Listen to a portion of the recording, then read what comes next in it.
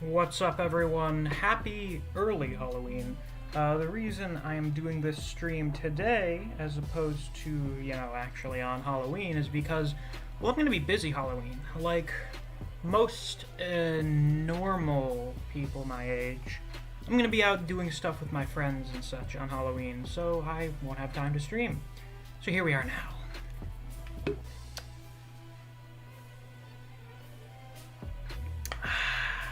Ooh, spooky water bottle. Kanye is the first person in here who's not a mod. Congratulations.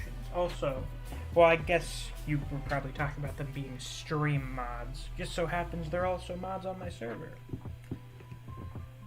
Hey, Sun Eater.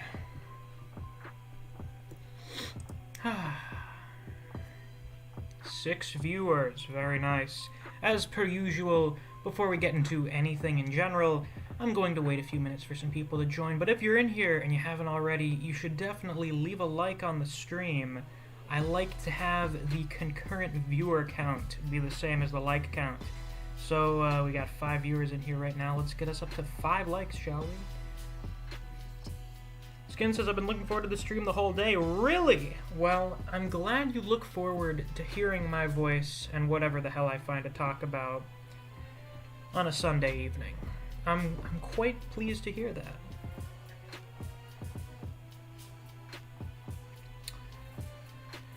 So, here's what I'm thinking.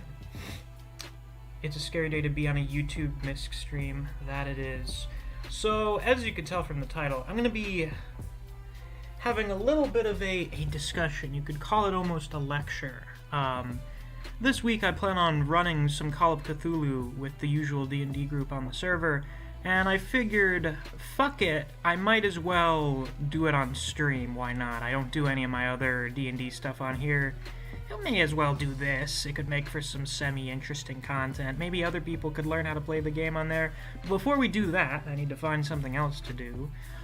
So I figured for a Halloween stream, it would be a good idea to maybe do, I don't know, a Halloween candy tier list? Doesn't that sound like an interesting proposition? Let's see if I can find a good one that's not, like, stupid. This one's pretty good. Yeah, create my own ranking. And now, move it to a different window.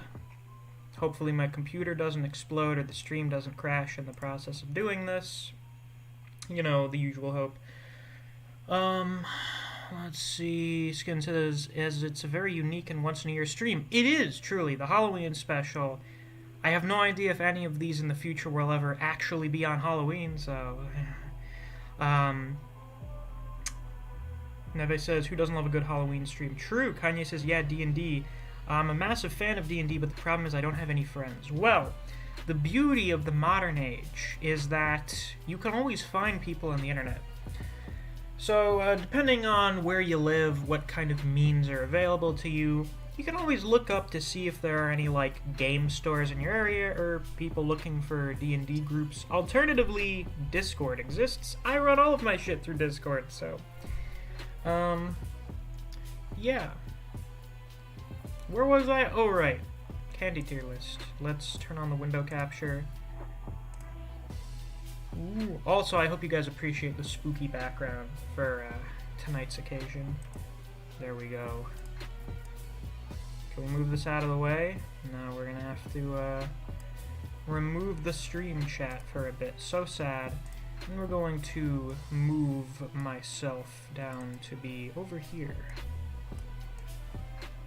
How do I line this up perfectly? Let's see. Beautiful. God damn it, I opened Office by accident. I hate this fucking thing. Oh no, the fan's acting up now. Oh, Jesus. Let's see. 7 viewers, 5 likes. Let's see if we can get up to 7, shall we? Oh, I should probably also include ranking Halloween candy. Or, very early Halloween stream. Halloween candy tier. Let's just put, candy tier list. There we go. Yeah, that'll get more people in here. Yeah. So, as per usual, I should probably include like a never had tier. For example, I can't tell what the fuck that is. Are those like little caramel cubes or whatever? Let's see, I recognize most of these. I've had them, or some version of them, at some point. I don't think... Neko? I don't think I've ever had that. And I don't think I've ever had Big League Chew. Maybe once. I don't know. Is this a fucking joke? Oh, wait. Oh, my God. I haven't gone trick-or-treating in, like... Oh... 5, maybe 6 years? So, I forgot the fucking thing about giving kids apples instead of candy. Fucking bastards. We'll put it there because it's not a fucking candy. Almond Joy? I don't like almonds. Do not care for almonds. Yeah, notice now we have 12 people in here since I said there's a candy tier list. That's just how it goes. 13 viewers, only 8 likes. Let's get up to 13 likes, shall we? Halloween movies in general? I haven't watched enough Halloween movies, actually. Big League Chew tastes like rubber? Interesting. Oh, and Fi's here in chat. This is not a common occurrence, I must say. Skin, I think energy drinks are way worse for you than Halloween candy. I don't know about you, Chief. Candy corn is weird. Why do we have plus tiers? Oh, this is so fucking complicated. Jesus Christ. Why are there so many? Oh, God. We're gonna have empty tiers at this rate. This is fucking ridiculous. This is too complex. This is like a fucking power scaling tier list. We're gonna power scale... I've never had Toblerone either. Anything else on here? I feel like I've had that. A good bar? I'm not sure if I've ever had one. Anything else on here? I'm pretty sure I've had the rest of these. And these just look like caramel cubes. Unless anyone knows what those are, if they recognize them. Because there's no brand there. I assume it's just a type like candy corn. Candy corn is in a weird place. Because sometimes I'm like, ooh yeah, fucking candy corn. Excellent. And other times I'm like, ew, candy corn, gross. I guess it just depends on the mood. My enjoyment of candy corn varies greatly. I know there are people that revile candy corn as, like, the scum of the earth. But I'm not one of them. Sometimes I like it, sometimes I don't. Babe Ruth, pretty decent.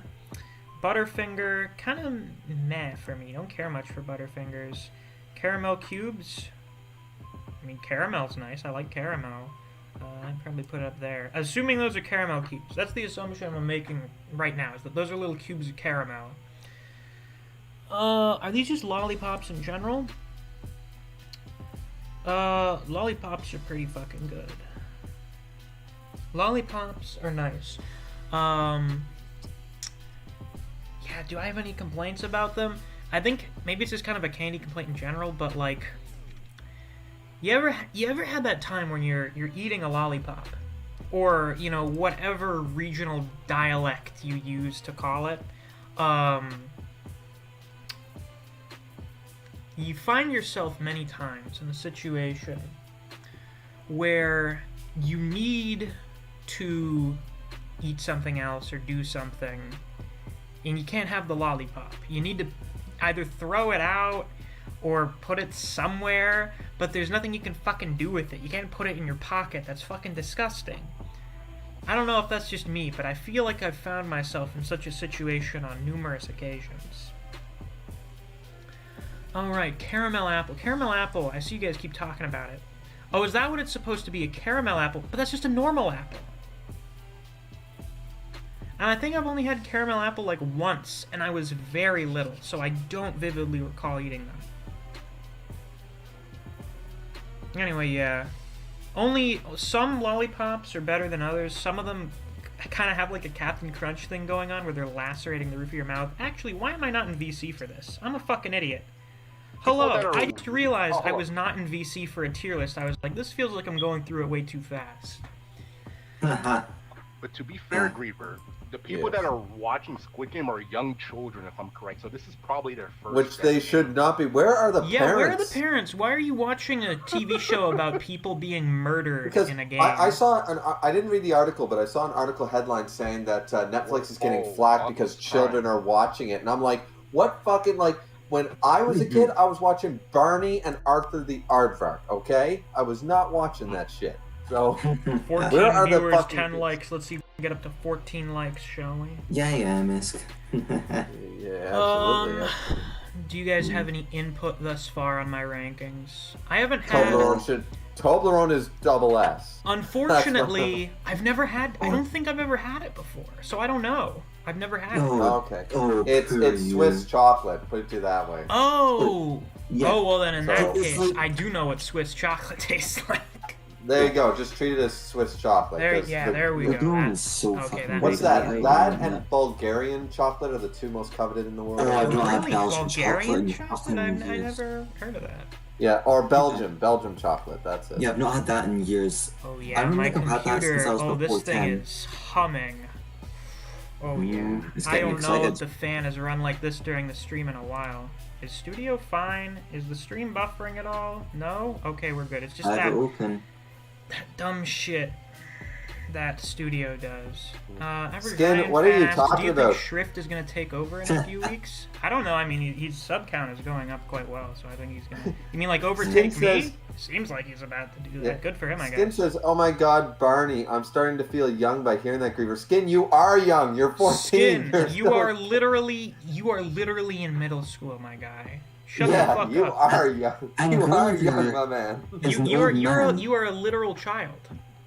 Yeah, Griever's no band too, so like... You should feel never have young in his revealed your presence. age on the internet, because anytime you say something, I can just say, shut up, child. Yeah, exactly. There's only 3-year difference. And I'm a legal adult, so I can say that. As a legal adult, I can say, shut up, child. Yeah. Technically speaking, like, Skin, if you want to look at it this way, like, Misc is a child to me. So what the fuck do you think you are to me? You are but a doddering infant, Skin. An infant, there we go. Yeah. Halloween pretzels. Aren't these just like chocolate-covered pretzels or something? I've never seen those before. I've never seen those before, no. I'm just gonna assume these are bots, and I don't know what the fuck this is. I'm just gonna assume pretzels. Pretzels are pretty decent. We'll put. I'm gonna assume chocolate-covered pretzels, yeah. Heath. I think I've only had a Heath bar like once or twice before, so I'll put that in like I'm above here. I'm not familiar with most of Oh my god, we have this. so many people in here already. Fi, when was the last time you joined a stream? Ooh, a while ago. Oh god. I think I was telling people to read You said that last so time. menacingly. That's my I'm not doing a Halloween movie ranking. I don't feel like it. I don't watch scary movies, so. Yeah, he's too much scary scared cat. movies, bro. I don't like horror movies. I don't like scary stuff. I watch stuff to feel something other than fear. I mean, oh fuck! I watched this fucking I think it was Korean. This fucking Korean horror movie called I Saw the Devil. That is the scariest. Asian horror movies are on some different shit.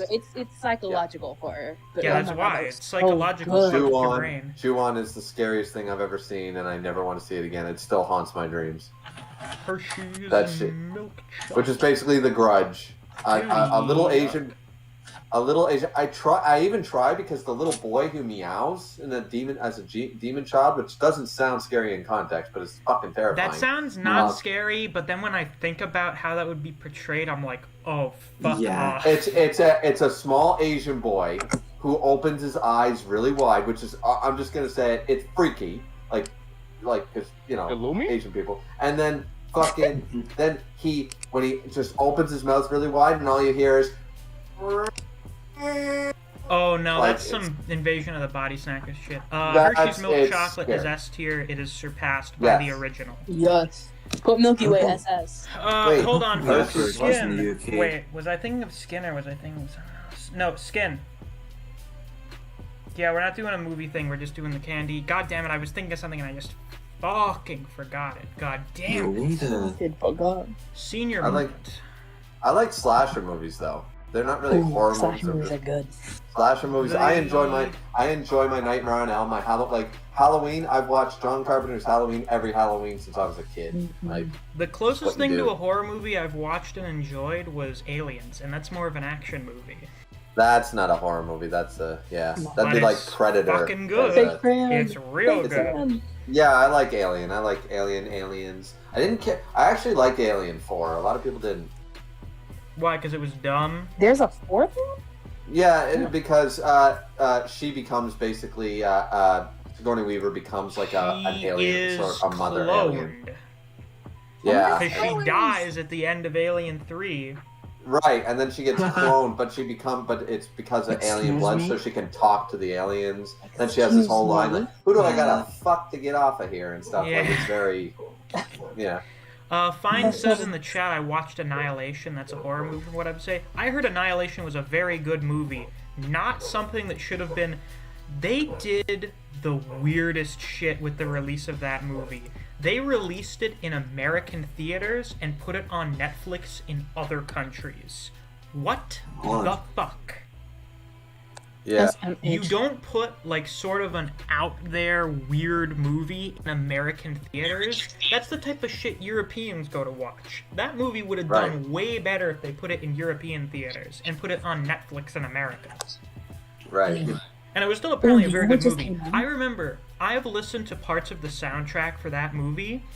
That is one of the few times that just listening to music has made me really fucking uncomfortable. The Ooh, Lavender you know what Town horror theme movie killed children. Just came remember? out that was super fucking good. Malignant. Oh, I I heard thought people they were watched making Lick My fun Balls. of Malignant for being hilariously bad. No, it's a little camp, but it's actually very interesting. I really liked it. Well, that's fascinating. Where That's- was I in my candy tier list? Yes, we agreed that basically chocolate is S tier by default, so it doesn't really matter what brand it is. It's just a matter how good it gets from beyond there. Let's see, we have Jolly Ranchers. I like Jolly Ranchers, though they're kind of a pain in the ass from time to time. I don't know who any of these people in this movie are. What, Malignant? Yeah. I think they don't just recognize found a this bunch of new people to put in it.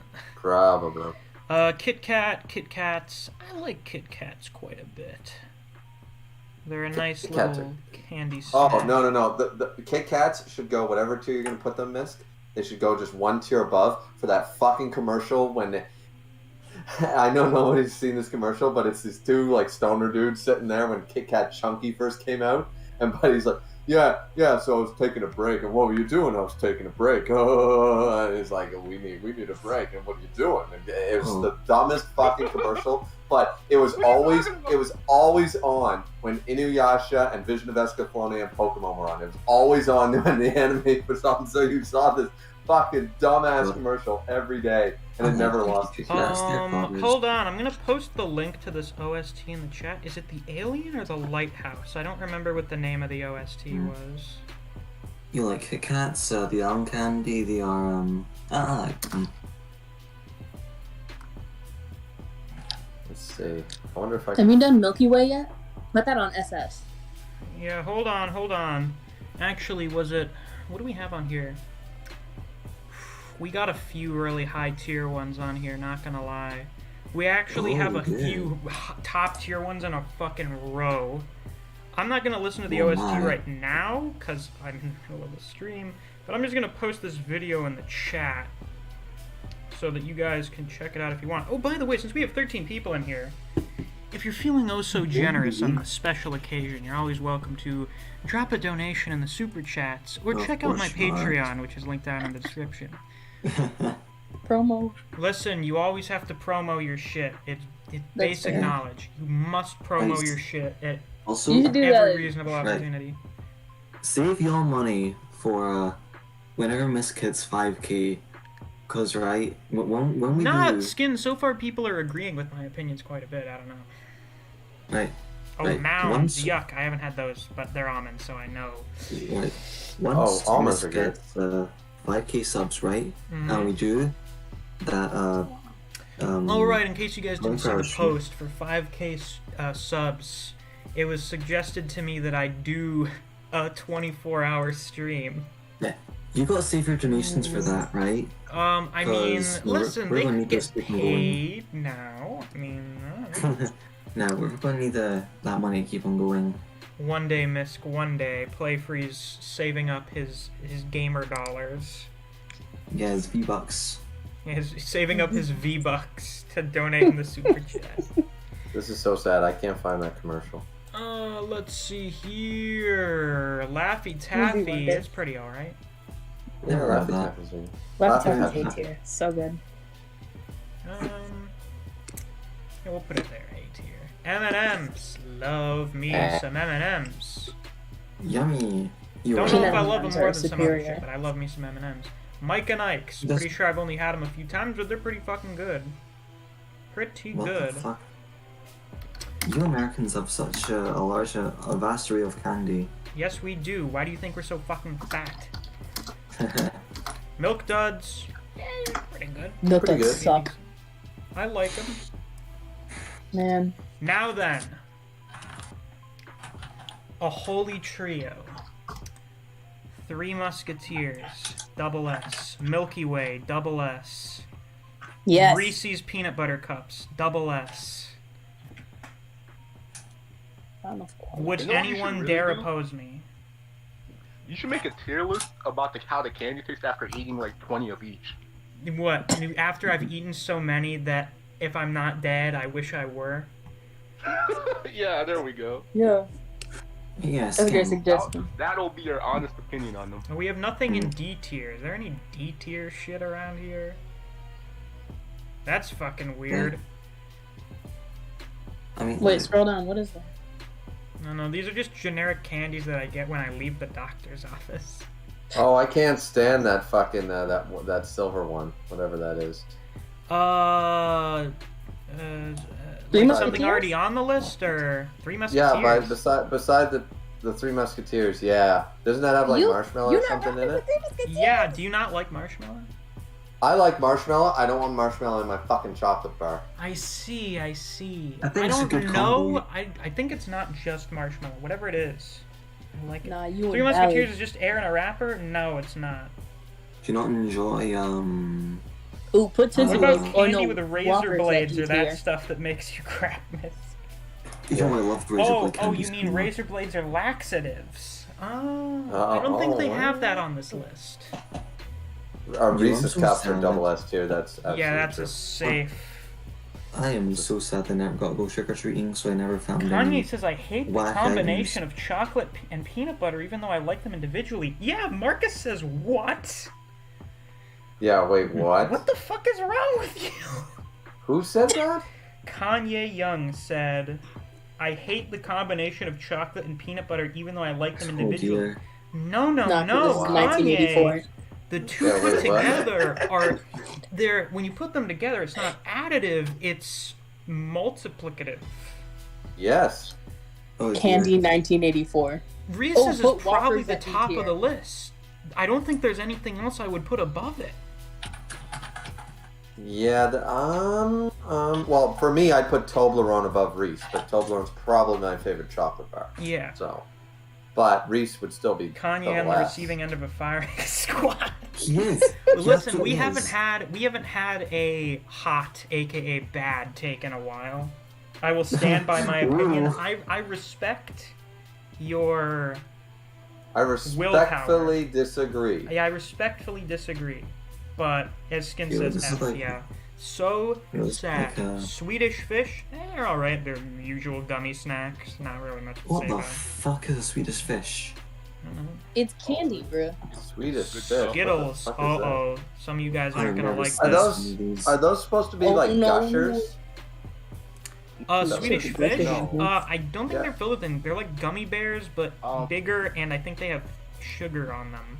It's Yeah. just a tougher Imagine- gummy bear, Yeah, imagine a gummy bear but with less sugar. but hard as fuck. Fine says Toblerone is too melty. You touch that shit and your hands are brown as fuck. What do you mean too melty? What are you eating it on a 31-degree day? Fine. What's wrong with you? It comes in that fucking tinfoil, doesn't it? Yeah, it comes in tinfoil. It comes Yeah, in do you not eat it in the Swedish fish at wrapper? C-tier. Also, like, with Toblerone, don't you, like... Oh god, Kill the one- entire one stream triangle chat is and then eat it. catching up very slowly right now. This is kind of hilarious to watch. I just went back into studio for the first time in like 5 minutes, and like all the messages are very slowly rolling in. Oh god. Sunny says, I remember eating nearly all my candy in one day. I don't think I was ever allowed to do that, or at the very least, I No. wanted my candy to last longer, so I always made sure to not eat it all. My parents tricked us into saying like, "Hey, you could have this candy all the way till like for like weeks. Like you could have a chocolate bar." They were like, "You could have a chocolate bar at lunch at school every day. The more you make it last." So they like sort of tricked us into like not making ourselves sick eating too much chocolate at once. It was like, "Oh, we still have caramel bars, in November and all this shit, or whatever, like November 15th." That shit didn't expire? No, it's candy. What the fuck do you think it's made of? Chocolate, it does expire, but it takes like 6 months to a year. It's not like it's produce. I remember a few years ago, a friend of mine brought over like a stupid giant bag full of assorted Halloween candy. And that shit lasted us months. Oh my god, I think we were eating it like into the end of the summer after that Halloween. It was nuts. Jesus. Also because we Wow. kind of kept forgetting they were there. But they lasted a long ass time. I love going into the fridge or something, even to this day, and finding, or a cupboard and finding something. I totally forgot I had that. It's a great feeling. It's Yes, wonderful. 100%. Snickers. Also S. I love those. And Snickers, a B rank. Oh, hey, Koji. S. Fuck off. Double S. Like, Actually, I do don't I like find those- Snickers that much, or is it just S? Nah, fuck it. We'll put it up there. I don't give a shit. because you got the Mars bar texture with nuts in it. It's perfect. Sour Patch. They're decent. And caramel. I've had more of them than I've had Well- Swedish Fish, so I guess I'd put them above those based I on mean, it that. depends on which one. The watermelon ones are. You know what? I'm not gonna go there. Oh, yours is god, a patch, man. but depends Now, on it flavor, wasn't even too. intentional. Were you Hey, gonna say it here's was a hot- good or that it sucked? I was gonna say they kind of suck, but I don't know who that's gonna fucking offend. What were you gonna say, son? Skin says that dude Don't sounds like go- a goat, Misc. No, we're not friends with them anymore. They were crazy. I was gonna say that the watermelon sour patches kind of suck. Oh, the Sour Patches, but not the strawberry. You're not talking the strawberry candies, like in the wrapper. Wait, what are you referring to? I'm referring to the thing on stream that's in Sour Misk's Patch. list there. Oh, They're not Sour Patch. Oh yeah, I was I talking need about one. Sour Patch. Is that what you were talking about? Oh, You yeah. got Sour Patches are fucking hit and miss. vegetable. Wait, What? Starbucks. What's that? Starbucks. Which vegetable was it? What's up? What? What? Yeah, in the This- stream chat, Sun said, I remember someone giving me a vegetable one time. What kind of vegetable did they give you? Oh, Yeah, I hope you fought them. yeah, this is how That's the we're type gonna of judge shit how much where- percent it is. You deserve to have your house egged if you do that kind of bullshit. And TP'd. Oh, you were given a vegetable. Oh shit. I would Yeah, like- kick I would kick them in the fucking shins. Holy judgment depends on which vegetable it was. Hey, artist. The Yeah, artist is in uh, here too. Lovely, lovely. I wonder how much the viewer count's gonna drop in about half an hour when we start talking about Call of Cthulhu. Oh, quite a bit. Well, I'll be That's leaving to do fine. my own stream once we start that because I'm not D&D savvy, so Ah, I see. Well, that's understandable. wouldn't make sense. It's like that Dark Souls streams you did. I was there for a while, but I was just kind of like, I have no idea what anybody's talking about. I have no idea. This guy is fucking rambling about a bunch of shit. It's like he's speaking a foreign language. Yeah, pretty much, yeah. Starburst. Starburst are good, Starbursts are good. but I are would they put great? them above Sour Patch Kids. I would, yeah, they're better out of the two because they seem to be the two that like people compare, like Starburst or Sour Patch or Sweet Tarts. People compare those three a lot. Yeah. Actually, didn't they make some kind of fusion or something? I don't remember. I know Yeah, there are quite a few big fusion candies. Yeah, they have sour Starburst. They have sour Starburst now. And they've got that, like how Sour Patch Kids have that powder on them. Yeah. Really sour. They cover the Starbursts in the powder. Yeah, they do. Yeah. Marcus says, bro, in school, kids after Halloween said they got king-size candies from some houses, but I thought that was a myth. Why? Did you not believe in king-size candies, or did you just think houses wouldn't be giving them out? I think we got some every once in a while. You would get like 1, maybe 2 houses that would give out king-size stuff. Yeah. Oh, Kanye said, Marcus, those kids went to a rich neighborhood. That's the key. No, they didn't. No, they didn't. Because at my neighborhood, you had to know the right house. Because what people would do over time, and it's true like for me, where I only get about 30 kids, I don't mind giving them a handful of the candy. Because I still buy the whole box. It's like, I'm not going to eat all this. So I give them 2 bags of chips and a whole handful of candy because I'm only going to get 20 to 30 kids, right? So the houses that when I was growing up, we knew which houses would give a full can of pop, would give you a whole Wonder Bar or a Crunch Bar or whatever. We knew which houses to go to because they only got 20 or 30 kids. So they just go to the dollar store, they buy, $20 worth of candy, still the same amount, and then they just, that was it. Mm. It's not just rich neighborhoods. You just need to know what houses, what street do most trick-or-treaters not go to. You got to scout this out. You got to use the brain. Since I never got to go trick-or-treating, right? I feel like what I'm going to do this year is I'm gonna rob kids in the alleyways. Rob the children. Can I just say that this is some Balder talk? Like this is kind of Balder to This is scalping PS5. This is scalping PS5 away from kids on Christmas, man. You're gonna steal their candy and resell it to them. Let's see, what are these little strawberry candy things? I feel like they give these out to me when I leave the doctor's office. Oh, no, because the doctors give you the sugarless ones. No, those are delicious. Those are what every grandmother in the world has had in a candy dish. Yeah. A crystal candy dish from 1944. I see.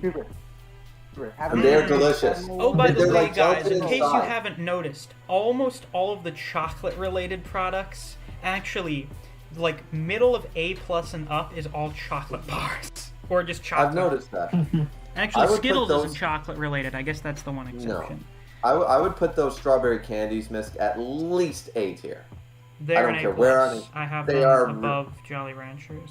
Oh, see, I'm behind with the stream. Alright, yeah, the stream is a little behind. Yeah, it's always that delay, right?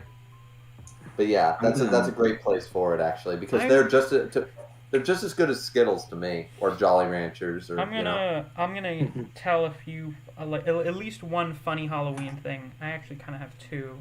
After I'm done with this list, are these sweet tarts? Sweet tarts are pretty decent. Where's Nerds, by the way? Good question. Where the fuck are they? Are they not on here? Nerds are great. I can't believe Nerds are great. Nerds are so, it's just crystallized sugar. That's all the fuck it is. Tootsie Rolls. This is what comprised the majority of what was left of the candy. That was like half the fucking bag. Because the thing about Tootsie Rolls is they're good. But you want to eat everything else more than the Tootsie Rolls. So then by the time you're done, it's just like, whoops, all Tootsie Rolls. Yeah. And a Tootsie Roll, you could eat one and be like, alright, I'm done with that flavor, Yeah, I wouldn't want to eat a bunch. When I would eat it, what we had in the bag is they had I don't know, at least half a dozen different flavors. So when I would eat them, I would take a handful and just make sure they were all different flavors. Yeah. Actually, they're missing quite a few candies and chocolates on here. Strange. Twix. I like Twix. It already has my Twix. selection though.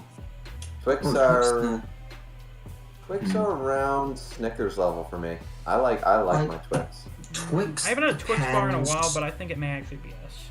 It may be us. And now, which one's better, the left or the right one on this? Fucking God, that dumbass advertising campaign. Kanye says Tootsie Rolls are the definition of good but not great. I think that's actually a very accurate description. That's an accurate statement, yeah. Twixes are always sometimes they're amazing, but if you've had anything else for for me personally, whenever I have anything else and then a Twix, the Twix makes me ill. Like I have a stomachache for like an hour or two. But All I've that eaten Twix and it's goddamn fine. sugar. Yeah, it's a lot of sugar, I suppose. Well, that reminds me, Hmm. my mom's told me this story a few times before. Apparently, like when she was young, on a school trip to Germany, she asked for like Twix at some like rest stop or something, and apparently like that's a swear in German. And Fine, can you fact check this? Yeah, hold on, we're about to find out. As long as it's not something that will get the stream taken down or demonetized, tell me what it is. I'm sure it's not literally Twix, it's probably something Yeah. similar. Yeah, Twix or something that sounds vaguely like that is supposedly like some variation of the word fuck or an equivalent. Oh. Fascinating. Really? I don't know if Fine can confirm this in the chat. Well, don't you know that seal in French is fuck, I think, or No. or what language is it? I Like you should say fuck. learn how to say fuck in all the languages. Yeah, Like, it might it's be no, some- you don't need to. The middle finger is universal. Alright. I feel like it might be something outdated because this is like what 30 years ago. Yeah. It could be like artists talking to me the other day about fucking knickers, and I was like, so what are we talking about? Panties? Like what are we talking about here? And he was like, no, Well, like the Beast Titan is knickerbockers. here, wonderful. I'm glad Beast Titan is here to bring his positive energy. Hell yeah. There we go. Let's see. Twizzlers. I haven't had a Twizzler in a long ass time, but I know I quite like Twizzlers. So Good. according to Fine, Twix sounds like Wix, which means masturbation in German. That's fucking hilarious. Wix. Yeah, because the way they would say it, they'd say Wix. So I like Twizzlers more than Tootsie Rolls, but not more than most of these chocolate products. yeah. And the last, And, Whoppers, which I've had a few times. eh. Yeah, they're pretty But are they I find enough to There's put low? better chocolate. There's better. I can't believe I'm going to say this. There's better chocolate balls out there. Better chocolate balls. Actually, you know what I'm going to do? I hate having an empty tier. We're going to move Almond Joy up to D for the sheer fact that it's actually candy as opposed to the apple. And if it were a candy apple, or if it were a caramel apple, that'd be a different story. But this is just a plain fucking red apple. Sun Eater, when did I say that? Just out of curiosity. Yeah, Which- it's Hold on, what did he say? baseball team. Griever did not. Shut up, Sun Eater. No. Okay. Also, I if you remember make we him were say it talking again, I get it. And first off, it begins with a K. yeah, and like thing is like Yeah. the YouTube algorithm is gonna, each time you say that, it's gonna give the YouTube word detection another roll on the fate dice Really? besides Misc's fates. Oh no! What? I'm deciding your Sun fate Eater, by talking delete about a that baseball comment. team. Wait, I can delete your comment. Hold on. I forgot I can do that. Be gone from this world. Yes, Marcus, I like apples. I like apples quite a bit, but they're not fucking candy. Yeah, I know. Also- This is a candy list. Like, listen, Oh, yeah. if filet mignon was on here, it would still go in the D tier or the E tier because guess what? It's not fucking It's candy. not fucking candy. Yeah, I'm not gonna rate my steak on a salad tier list either. Like, fuck off. Granted, there are steak salads, but actually, they're not really that great. I can't Like, imagine they would be. You would need something more of a complementary texture. Well, what you do is you use like a Dijon mustard vinaigrette, and you add like thinly sliced steak and stuff. And it's, don't get me wrong, it's quite tasty, but it's like, why wouldn't I just have a salad alongside my steak meal? Like, why would I include them? Precisely. You know what I mean? Yeah. Well, that was the no, tier list, folks. I hope you all enjoyed it. Now, for a little bit of Halloween-adjacent stories, and by that I mean shit that's kind of Halloween-related. So, It's egg, I one hate it. that comes... Skin. Skin, shut the fuck up. Please, God. Skin. Look, you're like Seth in the server, right? Seth does not know when to stop for his own good. Nope. Of course not. Okay. So first, one story, we're gonna go backwards in time. From what I most vividly remember to what I least vividly remember. My dad last year made the excellent decision to buy a certain Halloween decoration. And this Halloween decoration would happen to be a human-sized werewolf animatronic that activates based on a motion sensor. Now, I think you've told me this story. Oh, this is good. So, he didn't put it outside immediately. Like, he ordered it, it arrived, he put it together, and then just left it in the kitchen. Like, just fucking left it there for like a week or something. Because this was like early, this may have even been the end of September, I don't know. It was a little bit before Halloween. Not so far away that you're not sort of getting into the mood for it, but far enough away that it was a decent amount of time. So he just left it there in the kitchen. My dog fucking hated it. My Doberman, oh my god, she had like a standoff with the fucking thing. Holy shit. The age of Misc in the story, I had to have been 17 at the time. Thank you for the background choice. I made sure to be more, It's a very nice background. I like the background. It's a good background. I made sure to look for a good one. That is a good one. I hope no one copyright strikes me for using this image, but I'm pretty sure it's a stock photo. Dude, I use fucking anything on Google Images, as far as I'm aware, is fair play. I even use DeviantArt things, and as long as you credit them in the description, nobody cares. Yeah. Yeah, sometimes though you have to check because the artist might still not allow it. Hold on, let me check. Yeah, but even if they don't, you just say, okay, I'll remove it, and then you can trim up the section. Let me see. Yeah, the image shows up very quickly. Oh yeah, it's a background stock photo from iStock. We're good. There you go. We're safe. Yeah, now that I remember checking that. So he just leaves this werewolf animatronic. It's not activated or plugged in or anything, because, I mean, having that fucking thing go off anytime anyone does anything in the kitchen would be annoying as fuck. But it's just there. And what would happen? Is, because it's a foreign thing in the kitchen, I was not used to it being there. And whenever I would walk out of my room at night, I would walk down the short hallway and look into the kitchen and just see the silhouette of a wolf man standing like right in the middle of the kitchen looking at me. Jesus. And I would have that instantaneous initial reaction where I'm like, oh fuck, and then I'm like, oh god damn it.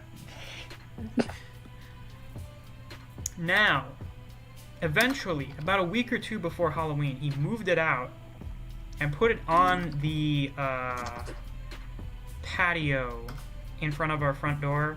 We don't have like a big I guess it'd actually be like the front porch or something, I don't know. We don't have like a big thing for our front door. We just have like sort of a little area underneath the roof where you stand. So we put it out there. And what would happen a lot of the time, because it's a foreign thing that I wasn't used to being there, is I would be taking my dog to go on a walk. I would open the door, not expecting it to be there, and just see it as soon as the door opened, and I would jump. Jesus. Wow. Oh, scared you out. And then for some reason we didn't take the decorations down until like almost the end of November or something ridiculous. I don't know why. We just never fucking got around to it for a while. Look, Halloween. I mean, he hasn't even put up the decorations yet. He was gonna do it weeks ago. I don't know if he's even done it yet. He said he was gonna do it today. I have no idea if he's done it. I have no idea. I don't know about anybody else, but I'm the type of person that, like, for example, I put up my Christmas lights. I'm putting that shit up in November because it gets fucking cold on the hands to be putting up Christmas lights at the first day of December. Well, fuck that. Canada. Fortunately, Florida weather. So yeah, one of the few benefits of living here. Yeah, you guys are lucky, but still, it takes me like 2.5 weeks to decorate the whole house, top to bottom, outside and in. So I have to get started. We have hooks around our garage door that we just keep up all year, so then putting the lights up is relatively easy. But my dad refuses to decorate for Christmas until after November. He's one of those people where it's like, we haven't even gotten to fucking Thanksgiving yet, and there are already Christmas commercials and Christmas movies on Lifetime. Oh, right, American Thanksgiving. Bob is here. American, Yay, Bob. Halloween is Oh, by the than way, Christmas. guys, I forgot to mention this, but with this week, the end of this week, we will now be entering what I consider to be the best stretch of the year. Every year, pretty much without fail. Oh yeah. Halloween to Christmas. Yeah. Hanukkah, for those of you who celebrate it. Thanksgiving, my birthday, Christmas Eve, Christmas. Christmas is so wonderful because it's basically a 2-for-1 holiday. Christmas Eve might as well be its own thing because it's very different. Christmas Eve, I find, is generally the dinner holiday. Christmas is the morning holiday. Yeah. It's wonderful. Yeah. It's a 2-day holiday. And then we have, New Year's, and that's usually kind of fun. So you get like fucking half a dozen holidays. For Jewish people, you get a week and a day of holidays. And when you're Canadian but a football fan, how many holidays Jewish people have? Oh, we've already had like 3 in the last 2 months. We get because the area I live in has a lot of Jewish people. The public schools have all the Jewish holidays off. So we get a shitload of days off. They have all the Jewish holidays. If you said 3 in the past, 2 months, you're not quite aware of just how many Jewish holidays there truly are. I know there are a lot, but we give the big ones. I haven't checked in a while. I haven't checked the public school's calendar because, I don't go to a public school anymore, so the calendar doesn't matter to me anymore. But we get at least 1 day off every month, and it's usually for a Jewish holiday. You also have to remember, Miss, that if you're a Canadian but a football fan, then we start even earlier because we have Canadian Thanksgiving October, then Halloween, and if you're a football fan, and especially a Detroit Lions or Dallas Cowboys fan, you celebrate American Thanksgiving. Yeah, so then you have American Thanksgiving, then you have Christmas, then you have New Year's. New Year's Day is my birthday. So I get everything fucking. Oh my god, you have the best setup. I was just talking to my dad the other day because the new month starts on Monday, and I'm like, isn't it so convenient how the month starts on the first day of the week? You have the ultimate setup for that. Your birthday is the first day of the year. You're not my birthday's at the end of the year. I'm born in 2002, so. In theory, if I tell someone my birthday is 2002, most of the year people are going to assume I'm 19. I don't turn 19 until the very end of the year. For you, as soon as the year starts, you're a year older. Yeah, I don't even remember my age half the time, though. I had to do the math from 91, Yeah. 01, 91. Yeah. Oh, you were born in 91. I thought you were born in 90. Well. No, because, once again, just like you said, 1 day past 90. Yeah. So it was December 31st, and then it was fucking January 1st. How it convenient. Yeah. But anyway, Another convenient thing about New Year's is that unlike other holidays, being really close to Christmas, more often if you're gonna have a birthday party, people are gonna be available for it. That's true. Well, actually, the problem is with having that is that I have never had a quiet birthday in my life. Because usually, I don't know about other families, but usually, sometimes, people come over, if you have family and friends and everyone wants to get around the holidays, right? Christmas to the New Year's. So the thing is, a lot of people use Boxing Day. Now, I know Americans don't know what Boxing Day is. But, you have Christmas Eve, you have Christmas Day, and you have Boxing Day. Those are usually the 3 days. But then, if there's any other traditions or if there's too much stuff going on with other in-laws and blah, blah, blah, people use New Year's Eve and New Year's Day as their, hey, we're here for Christmas a week later. We're here to, mom's brother and stuff, they celebrate with my aunt's family for Christmas and stuff. They do all of this. Skin said, so Misc, do you get 2 different gifts for Christmas and your birthday, or do you get birthday and Christmas gifts on your birthday? I'm glad you asked that. So for a little bit of prefacing, in case you guys may have forgotten, because it's only been brought up once in the whole history of the channel, my birthday is December 18th. It is exactly 1 week before Christmas, so it's always the same day of the week every year. I love it. That's 4 days before mine. I love it because it usually means that winter break when I was in high school would either start the day before, the day of, or the day after my birthday. It would always be great. Nice. Oh, for me, the only times you get 2 sets of gifts, though, I think was the question. The only times they've ever pulled it's a gift for your birthday and Christmas is either it's a relative that lives out of state, so they're not going to send a bunch of different shit. They're going to send one thing, and they'll be like, we'll just count it as a collective thing. Or, alternatively, it's something big. Like something really fucking expensive, and it's like, listen, we're gonna get you one thing, because this is a shit ton of money. Otherwise, like with the amount of money we spent on this, we could have gotten you multiple gifts for either. But usually, for the most part, I get birthday gifts and I get Christmas gifts within a week of each other. Yeah, it's the best week of the year for me. I just realized it's kind of creepy in a weird way, or kind of funny, because you're 1 week before Christmas Day. I'm 1 week exactly after. That is Christmas a little Day. weird, yeah. And we're exactly 2 weeks apart, with a lot of years in between, but we're exactly 2 weeks apart. And I'm the same way, because it's not like December 23rd or something, or whatever. I get 2 sets of gifts. So basically, you start off your birthday week with Christmas. I start off Christmas week with my birthday. Right. Pretty great. It is wonderful. Having a birthday like 3 days before Christmas, right? With me living far away from like the rest of my family, like my grandparents and that, what happens is whenever they come up, what happens is like they stay up for ages and they do everything that they would do for both Christmas and the birthday and New Year's. And like for most families that would probably be nice, but my granddad's he's not a very nice figure. Your grandfather, who you've compared to like every Lovecraftian creature I've ever sent a picture of in the server. That's what I do jokingly, right? But my actual granddad, right? He is. I want you to imagine the most stubborn old man you can imagine. Right? And he's Scottish to boot. No, worse. English, and give him an alcohol addiction. So he's Scottish. I'm your So he's Scottish. Neve, I had no idea I was your grandfather. Neve, being an alcoholic is a national feature of the Scottish. Oh, you'll be surprised how many bars there are in England. Oh, well, yeah, it's kind of the British, Bars the Scottish, or pubs? the Irish, they love their alcohol. Yeah, bars, pubs, right?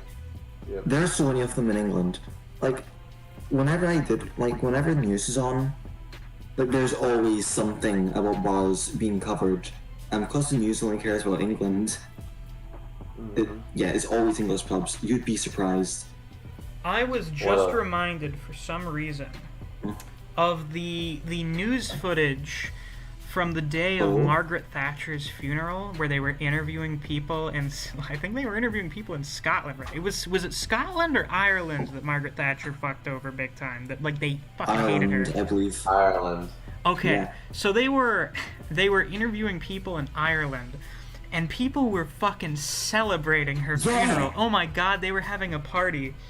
The only person they could find in like the whole city who had a good thing to say about Margaret Thatcher was an English businessman visiting from London. Visiting, yeah. That's just how it I was with remember Margaret the Thatcher. one of the best interviews I've ever seen was they asked this old lady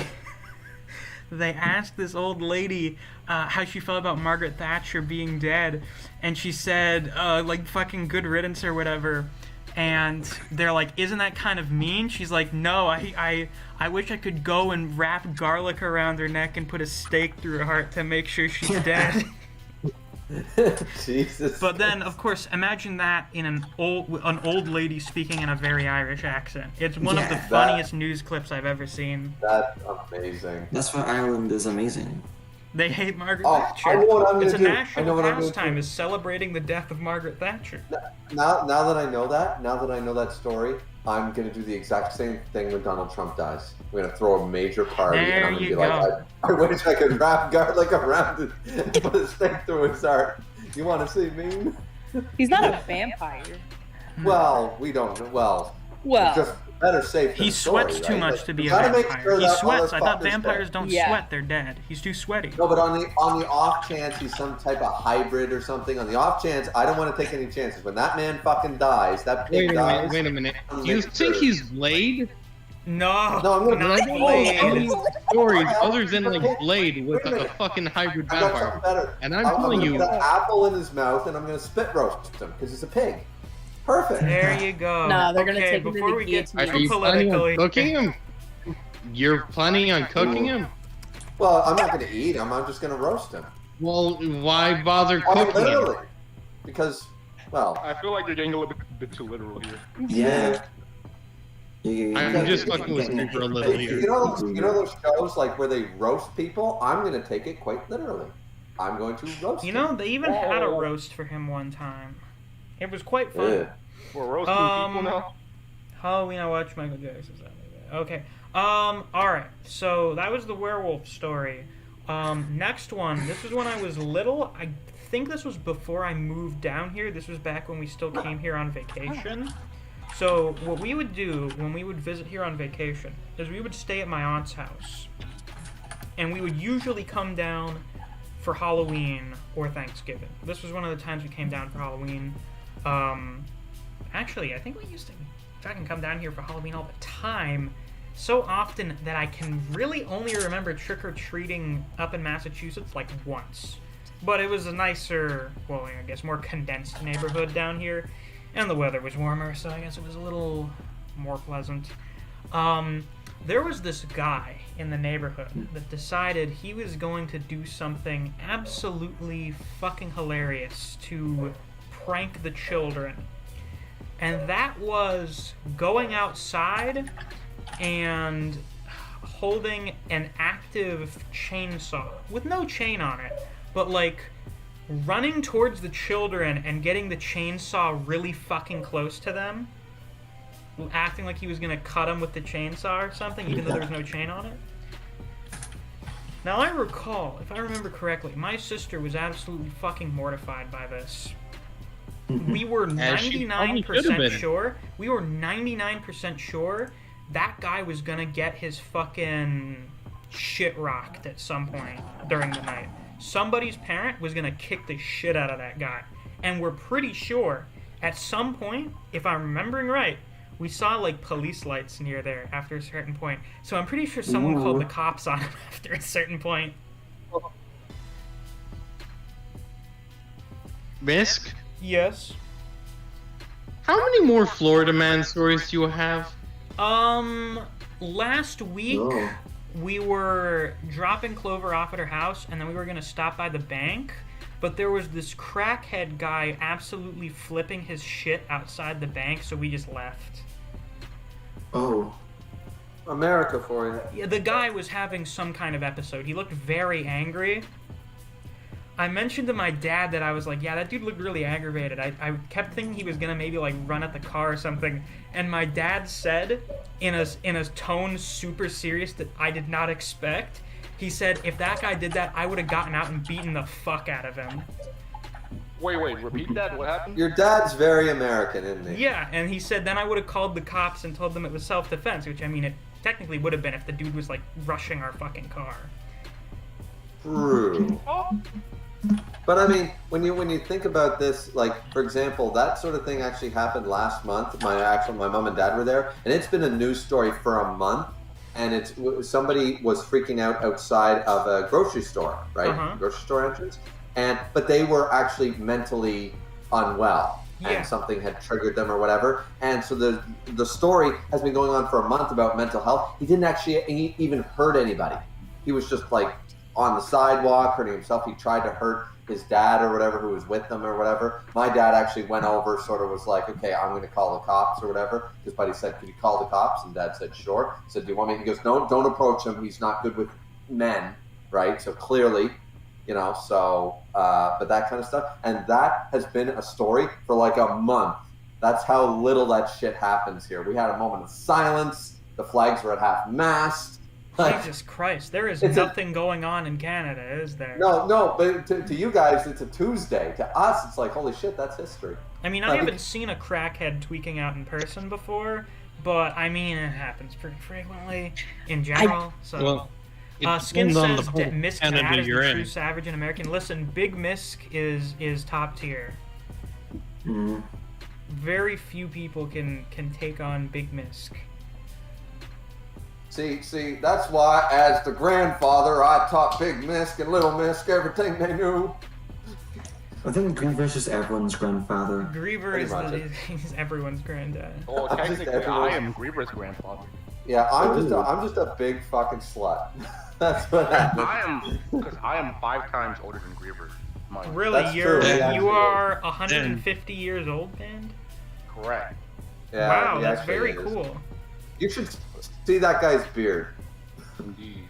There's a joke I desperately want to make, Griever, but I will not, Uh-oh. out of pure respect for your wife. Oh, no. Oh god. No. Jesus, I don't know if I want to know what type of joke is going to involve my wife. No. It's a simple joke. I'm just gonna type it out. Oh god. Am I gonna have to punch we gotta a look. Canadian Now in we the gotta face? look for it. Oh god. Wait, where are you typing it at? Oh, there. That's you, Chad typing. In text-to-speech, this is gonna be bad, isn't Oh, it? Jesus. If he doesn't even want to say it, it's because he doesn't want to be quoted as saying it. So instead he's putting it in writing. Oh god. Which we can quote. Yeah, we We can quote have the differently, time. but that's better to have it quoted on here than have it immortalized on YouTube forever. I'm On sure one of us YouTube, will end yeah. up reading it anyway. I don't know. Yeah, it's gonna be interesting, whatever this is. It's gonna be like, Oh god, even spoiler tagged it. Let's see. Oh. That's not too bad. Oh, that's not. What, That's not that's bad. not What bad are you at all. talking about? That's not what. I know how is it's that not even- that bad. You guys overreacted when I said out of respect for your wife because I don't want to assume that, or I don't want to say like, oh, Griever would cheat on his wife or anything, or even to put that insinuation. Oh, Yeah, whatever. that I had wasn't life much of a before my joke. You were wife, just you know. asking I- about whatever. I didn't know my wife when I was 13, so I mean, you know. Okay, Griever. You're too What? kind, Bob. If anything happened when you were 13, it's okay. You can talk about it here. This Not is on a safe. stream because that's uncomfortable. I know. I was a paper boy and an altar boy and all these things. Paperboy. Oh, I was Back literally in the day, every people used to profession. read the news. Oh my god, I Paperboy was was a literally hard game. every sort of profession that gets molested. Oh my god. Yeah, I was every single one of them. So, Wait, the last story. Oh, here we go. Way back in the day, this is another big Misc related story. Back in the day, my dad decided to do something absolutely hilarious for Halloween. He had like a big tree by the end of his driveway. So, what he decided to do was he decided to basically hang himself from the tree dressed up as like a fucking dead guy or something. I don't know. Dressed up in some spooky costume. Of course, he did not do this in such a way that would result in strangulation like a hanging. Okay, But thank God. he would All right, be that was going there a weird direction. hanging from the tree like a decoration. You know how sometimes people put shit up like that? Oh yeah. So then whenever people would approach on Halloween thinking he was a decoration, he would start Rawr. fucking screaming and thrashing around when they would get near him. Well, what a fun lad. Skin, what was my age during this story? I did not exist at this point. I'm pretty At sure. that point. Actually, it's Your funny dad because seems when so I was entertaining. like 13 or 14, I was in junior high. Either way, I dressed up in the full. We had the Ghostface costume. Except, have you guys ever seen Ghostface? Not with the like sad face, but with like the teeth and the big smile. No, I don't think I It's the ghost. It's the Ghostface. It's the Scream mask, but it's an Scream evil- mask with teeth. Yeah, it's an evil version. Anyway, I'll post it in text to speech. if I Let me find it, see. but, Oh, I kind of found it. I don't know if this is the right one. I'm sure you'll send the one it's supposed to be. Yeah, I'll find it. But anyways, so the point is that we have a tree, like at my parents' house, there's a walkway, right? And it goes past this big tree. And Mom would decorate the whole place to the nines, right? So I would climb up in the tree in the full thing and just stand there really still. And then when people would come down, they'd look up and then all of a sudden I'd go, "Rrrr!" And I'd reach for them and stuff. And people would freak the fuck out. And then I'd go back but I'd go back like I was an animatronic. I'd go, "Rrrr!" And then I'd speak still again, and they'd be freaked the fuck out, like, is it gonna attack us again or whatever, and stuff, because I kept acting as though I was an animatronic and stuff. It was a lot of fun for a couple of years. That's pretty good. Does anyone else Yeah. have any funny Halloween stories? Let's see if I can think of one. That was the only one I had, really. Does anybody else do Halloween chili? Left the VC by now. Oh, this one! Oh, yeah. Oh, wait, that was Bob posting it. I don't know. The bottom one looks scarier. Now that one looks scarier too. They're getting progressively scarier. Yes. Yeah, it's the first one. It's the first one. Should have Because, figured. I mean, yeah, Early it's from the 2000s. 90s. You gotta remember, it's the 90s, people. They can't Yeah. go too scary. But yeah, it was. And I remember my cousin, when we first bought that, he's a few years older than me, he put that on, and he just would come into the basement and he went, "Hello, kitties, prepare to wet yourselves," and stuff. He would just, Oh no. Oh no! yeah, and it, gotta like that stuff. Well, did you think of anything, Nave? My brain's disconnected. I can't really think of anything. As I said, does anybody ever do like a tradition for a meal for Halloween? Like for us, it was always Halloween chili. You had let's chili on see, Halloween. No, I don't Like, think I've ever had a normally- Halloween meal. Not a I think my specific one, family anyway. I mean, we would get usually together makes- and, order food or some shit. Oh, I think sure. I think my family usually makes pumpkin pie around this time of year. Yeah, that sounds right. That Pumpkin pie would be is. it. But the reason we do Halloween chili, actually, my mom finally explained it because my nan would always make it, then my mom would always make it, and now it's just stuck with the family. The reason Yes, was, Sorry, is at the over pump- 19 years ago. it's easy. Like, it's just easy to make, like, because you're going to be taking, because when we were little, of course, mom and dad would take the kids out trick-or-treating. So before you went out trick-or-treating, you had to eat supper. Well, people aren't home until 4:30. What do? You make chili the day before or the day of if mom was home, or it used to be nan, and then mom was a stay-at-home mom. But she would make chili all day, and by the time 5 o'clock rolled around, it was ready. Quick bowl of chili, you could go out. The kids were fed, you were fed. It was easy because you're out all night with the kids, right? Yeah, sounds about right. It's an easy meal for the parents, really. That was the reasoning. But now, like, we can't get enough of it. So Yeah, usually what's happened the last few years is I just go over a friend's house, hang out, order some shit. I don't remember what we got last time, actually. I don't remember if it was last Halloween or if it was something else. I went over my...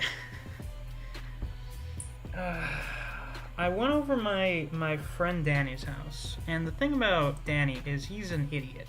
If I were in here again, she could attest to this, but he is a goddamn moron. And he was like, "Oh yeah, oh no wait, this was for New Year's. Okay, that was totally different." But now I've already started talking about it. Shit. So I have to finish the story.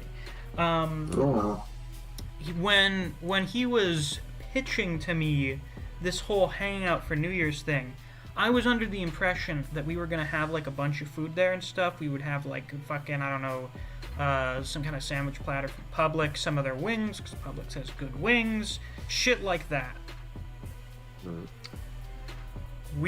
I get there, and then it turns out, no, actually, I was only allowed to get like this bag of not fresh fried chicken from Publix, and I was like, are you fucking kidding me? Night was not off to a great start. That kind of soured my mood for the rest of the night. I was kind of pissed. I would say so. It always sucks when something like that happens. Like a new restaurant opened here like a few months ago, and it's a Mediterranean place. My mom really likes different cuisines and stuff, as she's a great cook. She really wanted to try it, so we ordered like $150 worth of this food, and it was all shit. Like, it was such crap. But the whole thing was, you order off, skip the dishes, 20% off, free meal, blah, blah, blah. So we order all this food, and I mean, half of it was just not even edible. First off, they got the order wrong. They got the order like almost completely wrong. And then from what we did have and got, so I got about $55 out of the like 100 something back because of the wrong dishes. But still, we still spent basically $60, $70 spent on food that nobody gave a shit about. Like, it was just so bad. And it's like, it happens, I had an right? experience kind of like that, where I went to a Greek restaurant for the first time. That was Danny's birthday, and that was actually where I met Clover. The food sucked. The food was not good. I don't know if it was just that place, but I don't think I like Greek food very much. Like, the lamb shanks did not taste very good. I can't really remember much else that we ate. The fucking pita bread or whatever was the best thing there, though, and that was the first thing they gave us. If you don't like, with Greek cuisine, if you don't like feta cheese, olives, and cherry tomatoes, you're not going to like it. Well, that's a goddamn shame. It's actually very unfortunate. It was because of the but you're not going to enjoy a lot of it. It was the lamb shakes there that led Clover to believe that she didn't like lamb. So then my dad had to make lamb, whatever the fuck they are. Like, you know, the little tiny T-bone vertebrae, whatever. I don't know what they are. Chops. Yeah, lamb chops. And his lamb chops are fucking great. And she likes those, so... So she likes lamb, she just had a bad experience Yeah. with lamb. Well, remember we had that whole conversation with her about gravy? She's never actually eaten it. She had that white version that Americans call gravy. I'm like, that's not even gravy. Oh, That's I a finally cheese tried sauce her with mom's cheese. pasta yesterday, because Oh. she has always said that it's very good. And the pasta itself was pretty good, but what I was actually most impressed by was the meatballs, because they were, as far as I could tell, homemade meatballs, which I do not have very often. You have... They make You can buy meatballs? Yeah, frozen meatballs. Have you I never mean, had I'm frozen not meatballs? surprised. Oh, Why God, not? fuck that. Really? Fuck I mean, that. frozen I throw meatballs that aren't away. bad, but you know, homemade ones fucking blow them out of the park. I mean, I've never had a frozen meatball in my life. If I have meatballs, I make them. The best meatballs I've ever had were these we got from these local pizza place. Actually, I don't think it's exactly local, but there's one nearby called Anthony's Coal Fire Pizza. And it was not spaghetti and meatballs. It was a thing of like 4 meatballs the size of my fucking fist. Those were absolutely delicious. Generally speaking, what we do with meatballs, or like in general, like that's what people don't understand. A real Italian place, meatballs are massive. They're huge. They're the size of almost small baseballs. Is what a real meatball is. What Americans and Canadians, what we do when we think meatball, we're thinking, you know, quite small, realistically speaking. Yeah. So it is always a shock when people go, oh, spaghetti and meatballs. It only comes with 3 meatballs? Like, do you not know the size of the fucking meatball? Yeah, I only got 3 meatballs because I was able to cut those fucking things up into like 4 pieces at least. Oh, easy, yeah. I'm the type And of but person that's where real when meatball. I have spaghetti and meatballs, there must be at least a little bit of meatball in every forkful. See, this is why I don't usually do spaghetti and meatballs. I make a meat sauce. Yeah, I my make a dad does ground that beef sometimes too, sauce. but I still... You guy doesn't drop that much. The fuck are you talking about, Skin? It's got been 12 around people in this here. for like the last 20 minutes or something. It's surprising. What, did we have like 50 people in here? No, but we're at like 12, and we've been around 12 for a while now. Yeah, it was down to 9 for a minute or something, but we're... Better than Yeah. my stream's gonna do. My stream's gonna get like 1 person. Oh, is So. it the Fire Emblem stream again? Probably. I'm really just digging playing that old game. It's one of my favorite games, so I just want to play it all the Why time. don't you So I'm just play like, a fuck. little Empire at War after that, since it'll be a first-time playthrough. It was Oh, suggested I- by me that you do it on Oh, stream. Well, I suggested you I- play it, and then you were like, oh, I could do that on stream. I completely forgot about that. See, I was waiting for May for Star Wars month, right? Oh, well, that's But understandable then. I could probably do that, but then I could do Knights of the Old Republic 2 for Star Wars month, and I could play Empire.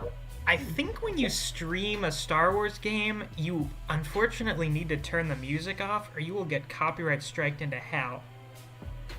This is true. No, probably. But I don't monetize, so what the fuck do I care? Well, I think if you get a copyright strike on a stream, they don't let you stream. No, but it'll be a copyright claim. I get copyright claims. Half my videos are copyright claimed, Oh, but you don't get a strike. That you usually get like I use music all the time. Like my last, I played the Death Note theme in a couple of streams. I knew I was going to get copyright claimed, but they just claim it and they go, "You can't monetize this." oh, I forgot like, that's a alright. different thing from copyright striking. Yeah. So I got my last like 4 videos. My Tokyo Ghoul streams have all been claimed. Why? Yeah. What the fuck? What are they claiming? I forget, not the last one, but a few more. I played a music or I showed an image or something like that I pulled up before. One of them I showed a Yu-Gi-Oh card, and that got claimed by Konami. Oh my and then another fucking one. god. Yeah, so I just don't give a fuck. Like, but where I don't monetize, it doesn't affect my revenue. Oh, so well I then don't- you're fine, I guess. Fine, play all the Star Wars Yeah. music you want.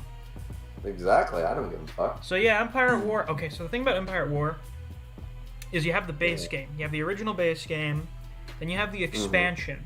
Then you have the way everyone plays Empire at War these days, which is by modding the shit out of it, because it's a game from 2006. It's a little outdated in terms of RTS games. I like to play it unmodded first. I played that is always that is my modded. suggestion. Play the base game, then play the expansion, then play with fucking mods. Like literally Republic at War, Thrawn's Revenge, whatever. Those are two of the better ones I'd recommend. When you played Knights of the Old Republic, you played it unmodded the first time, didn't you? Yeah, because I did not realize you could mod it. Also, that was before they implemented mods on the Steam Workshop. But after KOTOR 1, I've barely ever modded KOTOR 1. KOTOR 2 is the one you mod, because KOTOR 2 is the one you mod the shit out of number 2. But I also mod number 1 a little bit nowadays. But I will say one thing is that, see, you're talking Steam. I had the disc. Because when it was not mods. When I got, I'm pretty sure KOTOR 2 doesn't even, or KOTOR 1 doesn't even have Steam Workshop yet. I haven't checked in a while. KOTOR 2, they did not update it to implement the Steam Workshop until relatively recently. So I had to get the restoration mod from their website and install it. Sonia Grum asks, so Misc, how's Helsing? Very good. I would say the best thing from reading the manga is the bonus chapters in the volumes about Hankel and Yumi. Because in the OVA, they're just kind of very side characters you don't know anything about. But apparently in the manga, there's just a whole bunch of shit they've been doing. Yeah, there's more, I would not recommend not reading the manga. I thought the manga was really good, but I just think the best interpretation of Helsing was the OVA. Yeah. The original anime was not bad either, though. Where's the original review? Skin, I said the Helsing video is coming out next weekend. That's the Halloween video. Ah, very nice. I'm gonna have to watch season 4 of Castlevania and do it. Good idea. Do that. That's gonna be my video. I wanted to actually review the manga last year, but never got around to it. So that's what I'm doing now. So on Halloween, this I'm doing today because I'm not gonna have an opportunity to stream. But what I do have an opportunity to do is record a video ahead of time and then release it on Halloween. So that's, since there's no JJK next week, we're going to get a video talking about cursed spirits on Friday. Sunday, Helsing rambling. I hope you're looking forward to it. Yeah, we're going to read Helsing next week. I have a suggestion for next year. What would that be? That would be Soul Eater. Is Soul Eater spooky enough to be a Halloween video? How long will the video be? I don't know. Probably, since it's a rambling, at least half an hour long. The ramblings are long. Those are, like most of my videos, those are supposed to be listened to long term. Soul Eater is the Halloween anime. For real? Of course. Mars Dio versus Alucard battle. Thoughts? I checked. Death Battle did one of their little short Death Battle videos years ago. The outcome's not going to be different this time. Dio, yeah, time stopping is broken.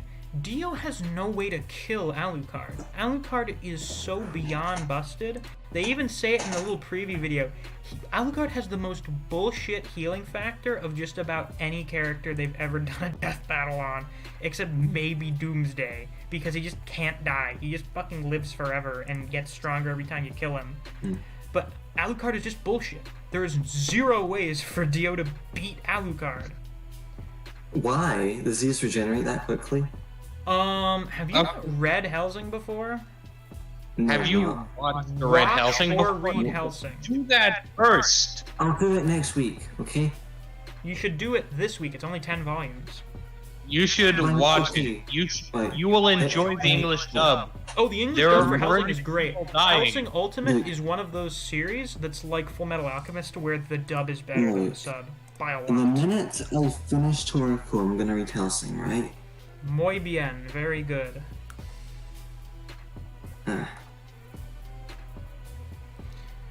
Well, I don't even mean a little better. I mean it's a lot better. Yeah. Fuck it, I never got a dice tree and buying my dice. Fuck. Well. But yeah, no. Yeah, Skin says Dio could stop time only once, but how the fuck is he supposed to put Alucard out for good? Yeah, there's no way. There's no way for him to actually kill Alucard. And remember, Dio can't stop time indefinitely. People tend to forget that. Yeah, he can't stop time forever, and, like, what the fuck is he supposed to actually do to beat him? There's nothing. Yeah, well, what is Dio actually going to do? Like, release control? I would argue... Release control... Like, control... In the video... Control restriction level 1 is enough to beat Dio. He doesn't need to go all out. The fight will go until Dio gets exhausted or fighting Alucard. There are very few people that Alucard would actually need to go level 0 against. Yeah. Like, seriously. And in the case... Here's how you beat Alucard prior to the end of the series. Yeah. How many people can you kill in a very short period of time? Without getting killed yourself. Yeah, without dying. Yeah, Doomsday has more broken regeneration because he straight up dies and then gets stronger after you kill him. So I guess Doomsday is more bullshit. But Alucard's regeneration factor is just literal nonsense. And then he comes back to life. Doomsday's regenerative abilities is, I just keep coming back and stronger. Wait, Doomsday? I'm the Zenkai boost on steroids, the character. Alright, I need to try not being so loud. I notice I get very loud on stream sometimes. I don't find her that loud. No, but my mom finds me very loud, and she's at the other end of the house, and sometimes I'll be on stream or something, and she'll text me that's like, hey, quiet down a little bit, good night. Would you shut the fuck up? I'm surprised I haven't been told that at some point by now. Easy, Misc. Just go buy your own house. It's easy. Oh, right. Just buy a house. Just grab $250,000 to $500,000. I'm sure you have that kicking around. Yeah, of course, naturally. Boom. There you go. Skin says you would need an ability like Gold Experience for Requiem to take out Alucard. You don't need to get that crazy with it. You need to be someone that Alucard like, there is no way for him to kill you. Like, you can just last fighting as long as you need to. Oh, and I guess Funny Valentine, I guess D4C could probably beat Alucard, I guess. I don't know, there are quite a few busted as fuck JoJo stands that could probably do it, but it's a very small handful. How would Minority World fare against him? Wouldn't he just die? That's kind of how Minority World works. Yeah, wait a minute. Yeah, Minority World would shift. See, here's the thing. Ichiryu wins almost every death battle. Let's just be realistic, okay? Okay, Skin, realistically... wait. Ichiryu. Oh, Kanye said Alucard versus Makima? Here's what happens. Alucard will just kill the entire population of Japan and then drink their blood. And then you have... Well, we saw how that went, so... Yeah, like... And then what the fuck is she supposed to do after that? The only she can't kill him. You'd have to create a sign. You'd basically have to do what. This is what the Major did. He pulled a Mayuri. He mixed with a Kisuke. He went, I'm going to come up with 1,000 ways. He came up with the anti-venom of an impossible poison is what he did. And that's the only way to kill Alucard. We won't get too in detail because Neve has apparently not read or watched Hellsing before, so... But you can, okay. but generally speaking, without tons of help, that is pretty Halloween, not gonna lie. Yeah, alright, I underestimated Soul Eater. I guess we'll maybe do Soul Eater next year. Soul Eater is good. I like Soul Eater. Soul Eater is very good. I miss Metabots. That's what I miss. Is that I also miss Metabots. But yeah, as I said, Hellsing will be next Sunday. Mm-hmm. So, and the Finger Beam can't kill... Yeah, there's no... Alucard is safely... He's not, like, the most broken anime character ever. There's a lot of series where no one can fucking beat him. Gojo would be able to beat Alucard because Gojo is a character where Alucard can't hurt him. No, this would happen, this would be a stalemate. Because Gojo has the ability to kill Alucard as many times as he needs to without being killed himself. But he doesn't remember. He also has finite cursed energy. He's not Yuta. Actually, you forget, no. You forget, Gojo said that himself. You forget Six eyes, the 6 eyes. They describe this in the chapter. One of the chapters where Yuta comes back. They explain the difference between Yuta and Gojo. Yuta has so much cursed energy that he'll effectively never run out. Gojo has a more finite amount, but what the Six Eyes do is they regenerate the cursed energy so quickly that he might as well have infinite cursed energy.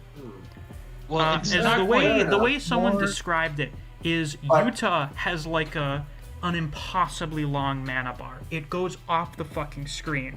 Right. Gojo's you can see, but it regenerates so quickly that he can't run out. And my question is, if Alucard's in level 1, how is he hitting that shadowy form of nothing?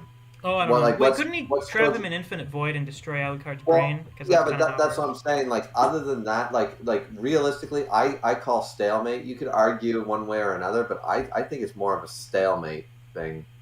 Actually, I guess Hollow Purple could technically just erase whatever the fuck Alucard's made out of. Maybe, yeah. Like, I'm giving it 60-40 Gojo. I definitely am, but I'm just saying I see it more ending in a stalemate than anything else. I think Gojo gets too tired, killing him 1 gajillion times. But you must recall, we go over this.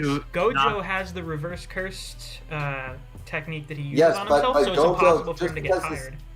Yeah, but, well...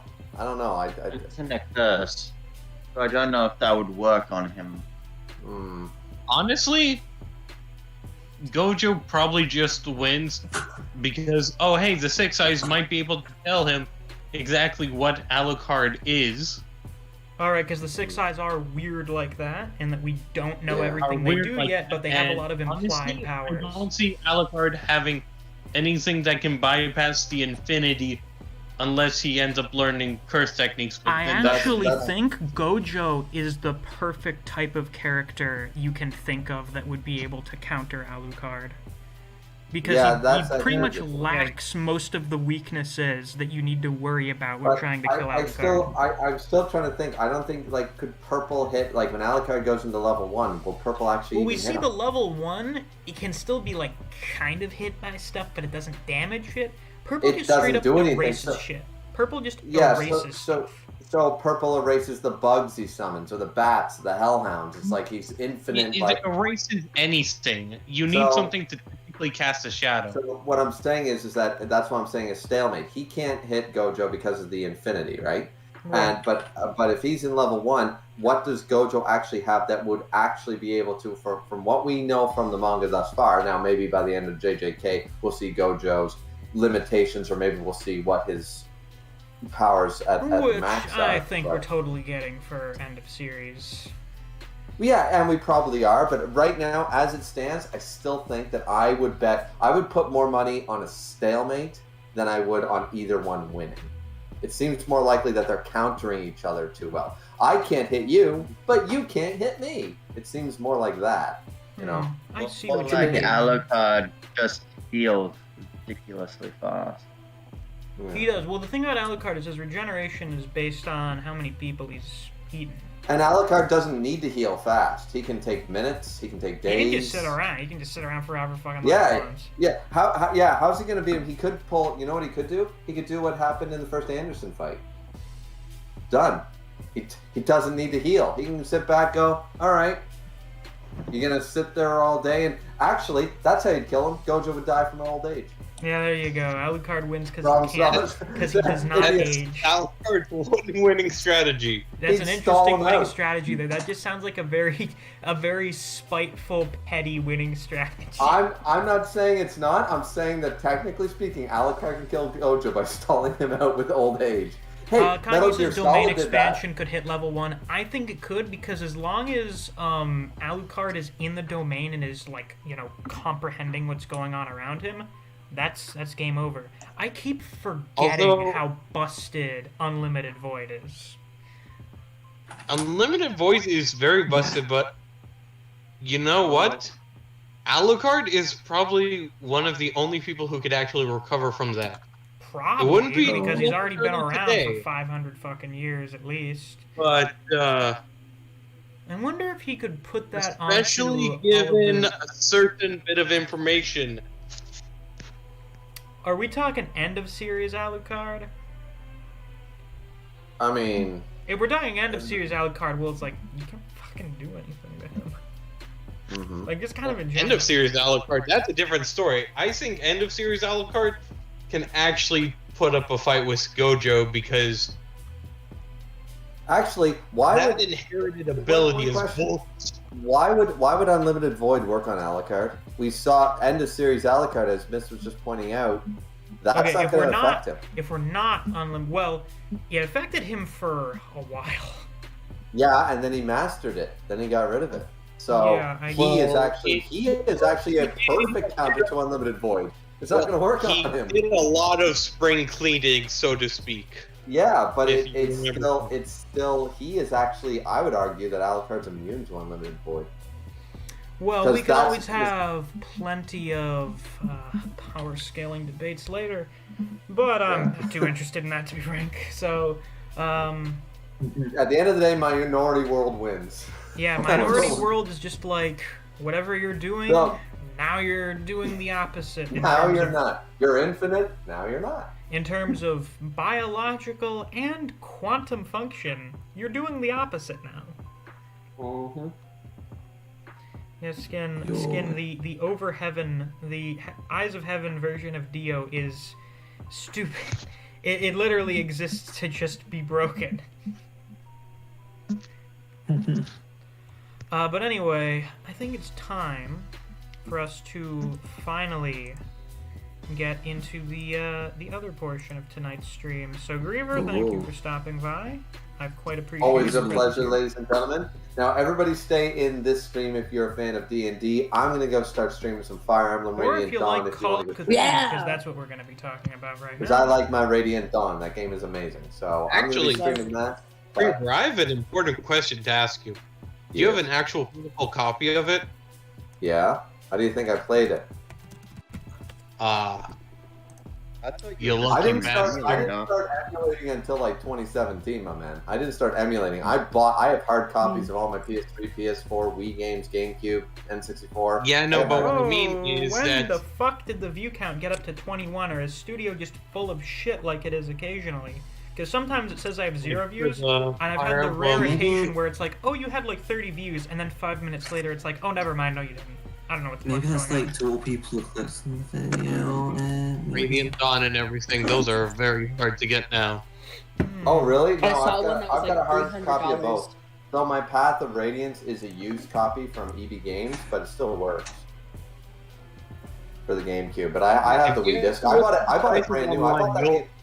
I bought that game when it came out. It was brand new at a Walmart. So. If you ever look at the prices of those games now, especially the GameCube one, Mhm. you'll have a nice chuckle. Radiant Dawn It's hard disc. funny. It reminds me when I saw the Xenoblade Chronicles original version on the Wii. Like one time at an Like, EB copyright game, here. it was like Oh, cheap. $370. Wow. There's one for Wow. $370. But then there's one right here for $13. And then there's one for $222. Jesus Christ. The It's jumping blood. up. $753? Fuck. I love Cthulhu. Alright, let's see how Christ. quickly we can get everyone in here, or if everyone's just forgotten. Maybe. Anyways, Back to alright. the Cthulhu Yeah, story yeah, of Studio Ragnarok. was full of shit. Amazing. Griever, I'll watch the VOD later. Okay, I've been playing, like, I'm on part 8. I'm already at part 3, eh? Oh, okay. Then Yeah, I'll so do it. there's plenty of VODs for you to watch. There's plenty of me getting drunk and mad that I'm not very good at these games anymore. So, Let's see. At this point, I'm Peace. just gonna be like, whoever the fuck is still in here that's in the D&D group, they're gonna be the ones playing. If you're not in here, I'm not fucking playing. Although I know some people said they weren't able to make it. I don't fucking know. Oh, I know how to play. I'm I'm I'm gonna just be doing- going. I see Alright, Wave. farewell, Good Wave. talk. You're welcome to still watch the stream, though. if you Right, want. people are still on the stream. Hi. Hello, Miss people gonna that may teach us still how be to here. I roll don't know. dice. Still got 10 viewers. Studio just Yeah, shit Miss itself is for gonna a teach second. us That how to was roll weird. dice. Stop looking Dark at- Lord says Cthulhu versus Flying Spaghetti Monster. I'm pretty sure the incomprehensible space god beats the Flying Spaghetti Monster, though. I guess. Are you sure, Miss? Is that also what the Flying Spaghetti Monster is, or is it from another dimension? I'm like, it sounds pretty interdimensional. Okay, so how many people do I have in here now? Only 4. Excellent. absolutely Oh, in the stream VC. tremendous. Yeah, on the stream Yeah. VC. Hold on, I thought you- people. Shut the fuck up. Leo, play free if he's. Oh right, he has his D&D thing going on. Fine. I guess is probably asleep by now. Clover. I think Clover may want to play. I don't know. We're gonna find out. So, as I mentioned, kind of towards the start of the stream, some of you may know I play D&D on the Discord server pretty much a few times a week. It's fun. We all enjoy it, as far as I can tell. And because it's the spooky season, I decided, hey, why don't we play a little Call of Cthulhu? It's a spooky game. It's, you know, if you played D&D, you probably won't have too hard of a time since it's another tabletop role-playing game. It's a different system, but, you know, you understand how to play a tabletop role-playing game. You could probably get into Call of Cthulhu pretty easily.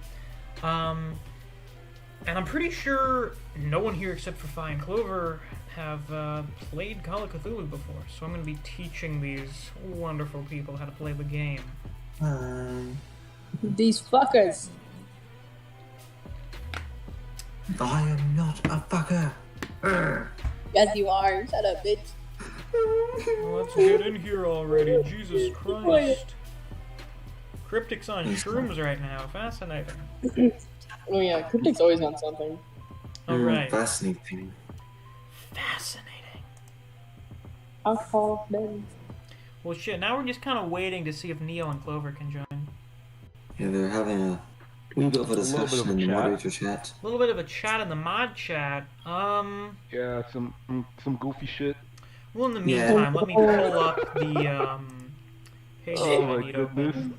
Yeah, You yeah, the fucking words goofy. wrong server are a bit of a...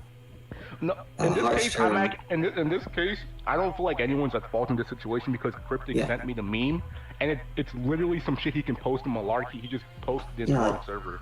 Yeah. And like, even then, like the way he said it, like we're all on alert Yeah, because the everyone- people saying everyone was like, slurs and "Ah, fucking shit." general. And Yeah. like, oops, wrong server. Everyone just got on his head. Yo. How about you? Oh my goodness, it's so. Why would you do that? He should have just said, man. I don't even know. I wanted to see blood. It was just a Yeah. goofy meme, like a fucking TikTok. You'll see Seth's blood pretty soon. You know, I'm gonna make he's him on his yell. last legs. Whoa.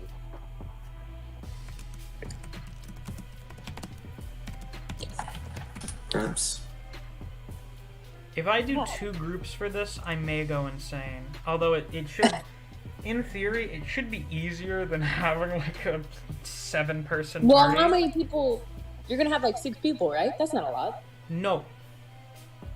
There are people No. beyond the 6 who want to play. Yeah.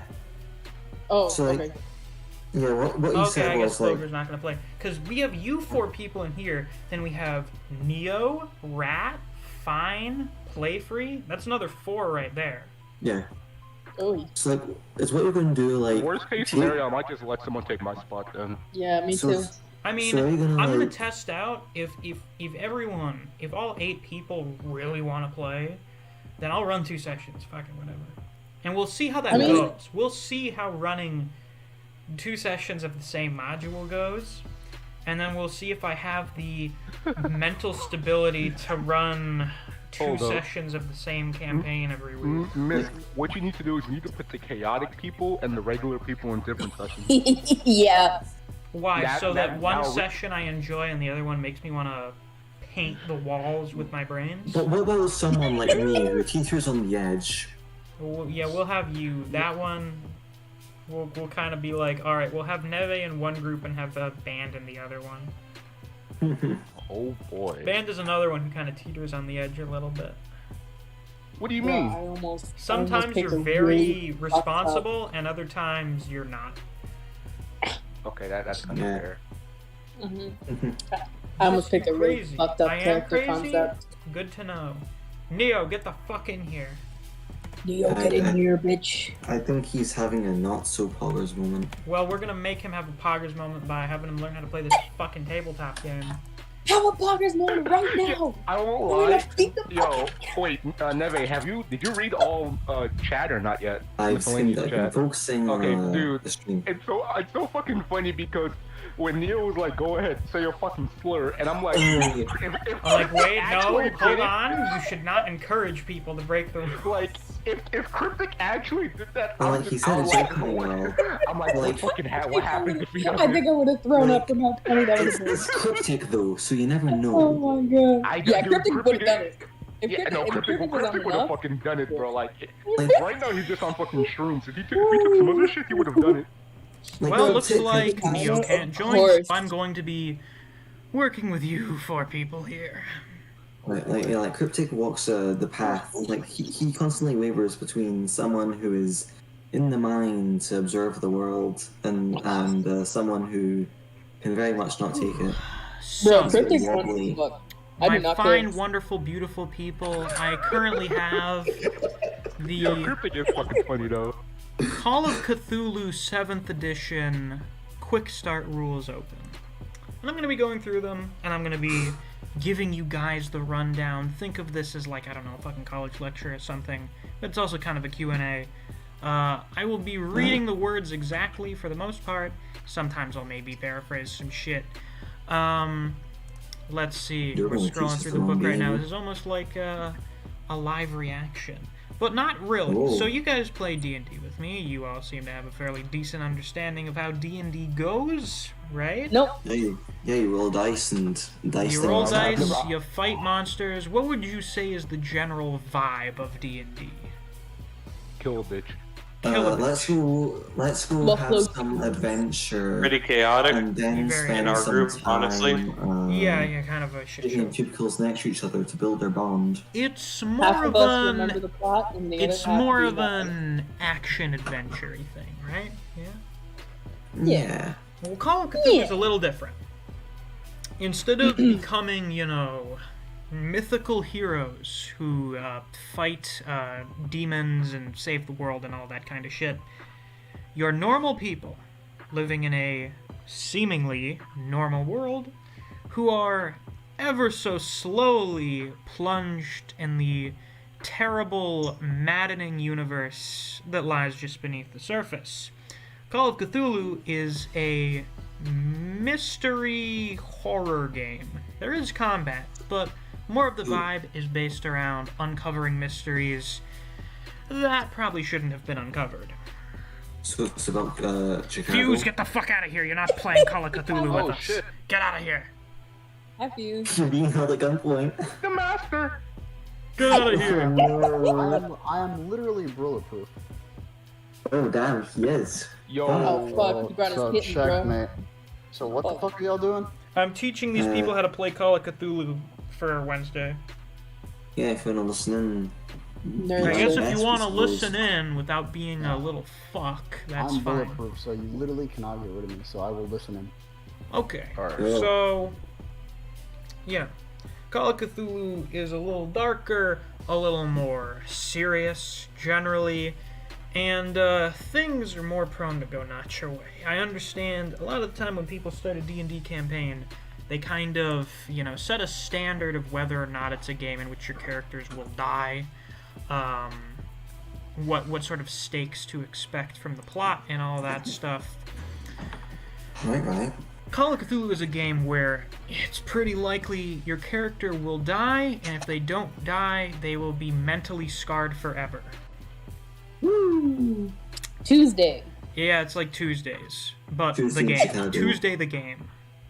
Tuesday the game. Tuesday the game. Tuesday in the 20s.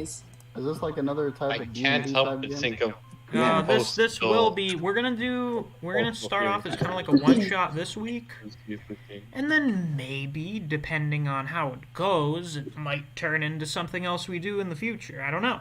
It's nerd shit. We'll see, since I'm already running a D&D campaign, and I kind of, Want to finish it? yeah, and I don't know how long that's gonna take, so maybe what we'll do is the season shit will actually mean something, and when we finish a season, we'll take a break from it for a little bit and play Call of Cthulhu.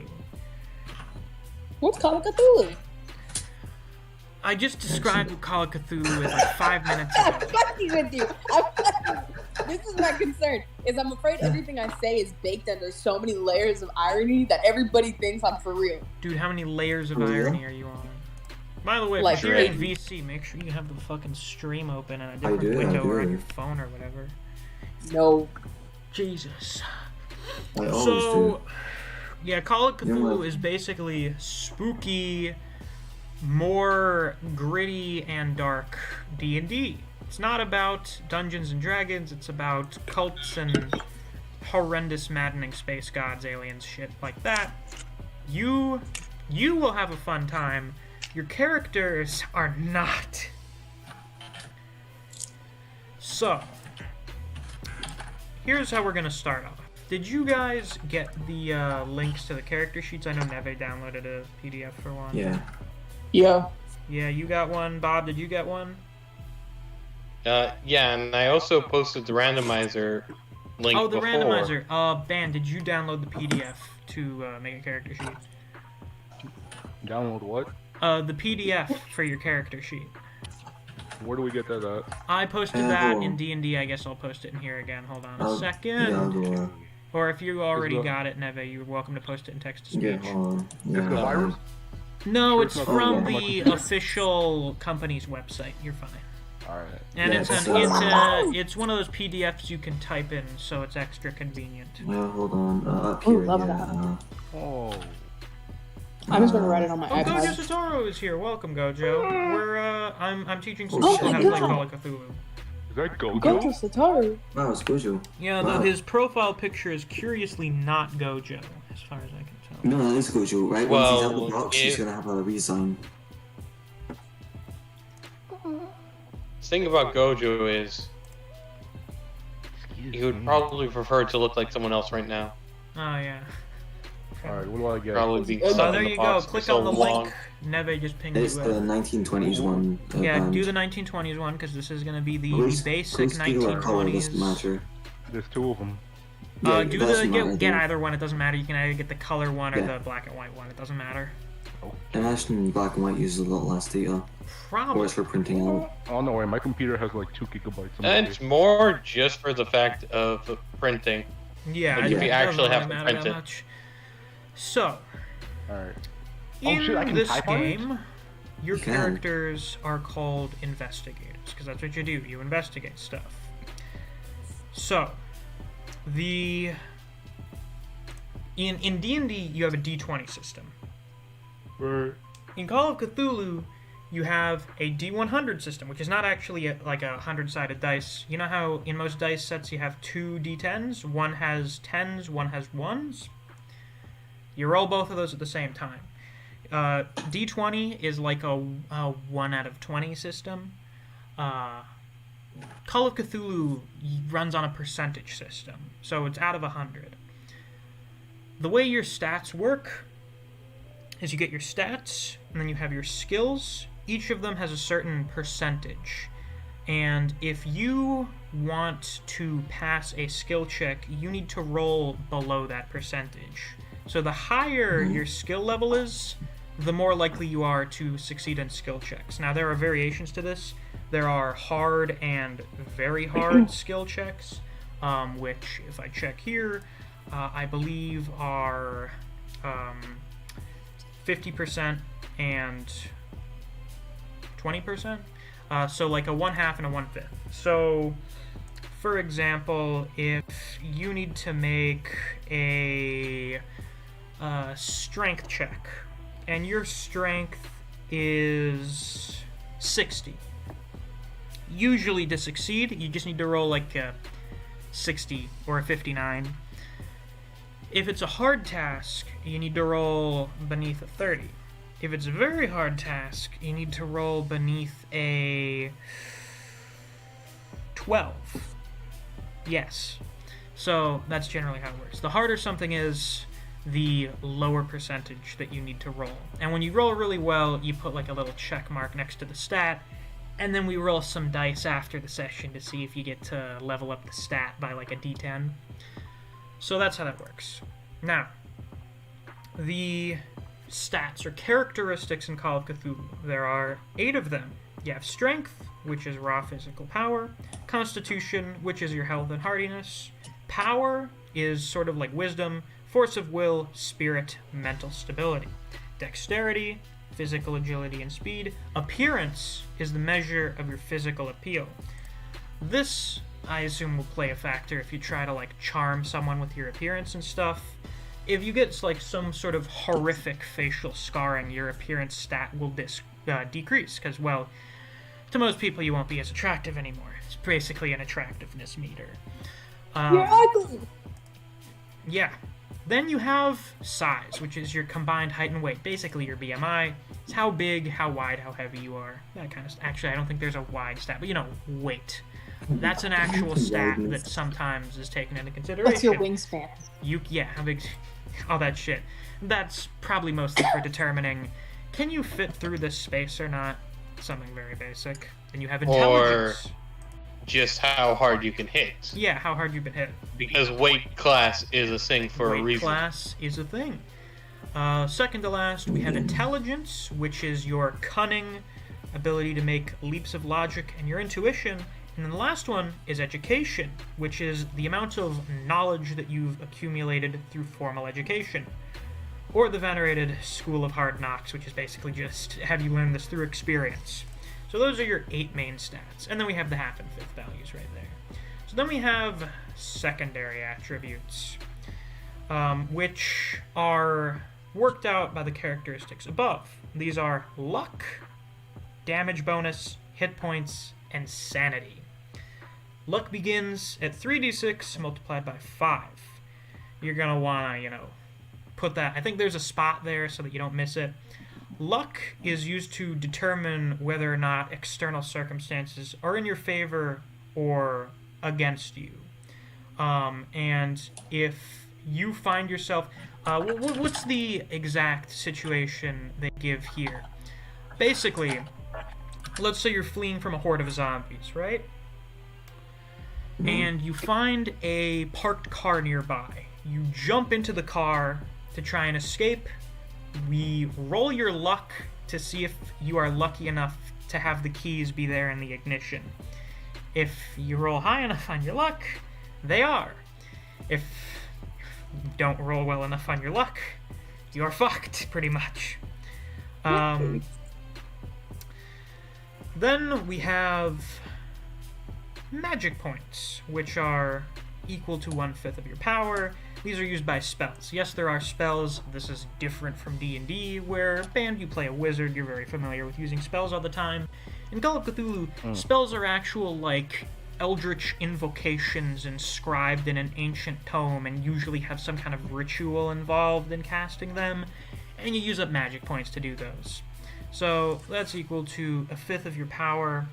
They regenerate at a rate of 1 point per hour, which, when you're out of combat, is really not a lot of time. Basically just a long rest. You've probably recovered all of them by then. And any further expenditure beyond your magical points is taken from your hit points. So you can basically use up your life force to continue casting spells beyond your limit.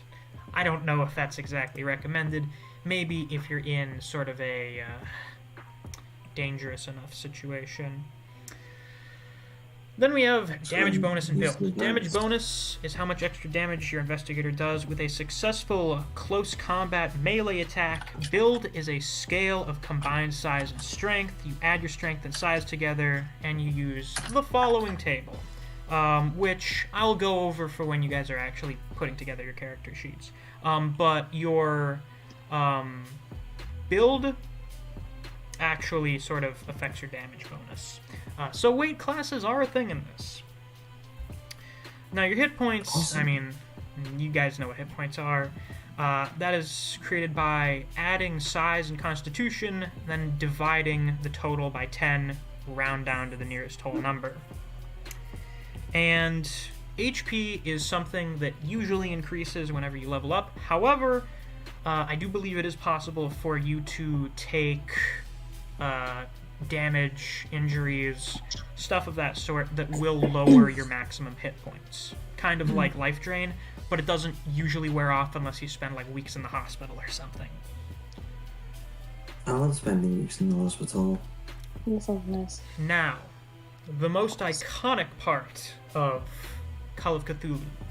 Sanity.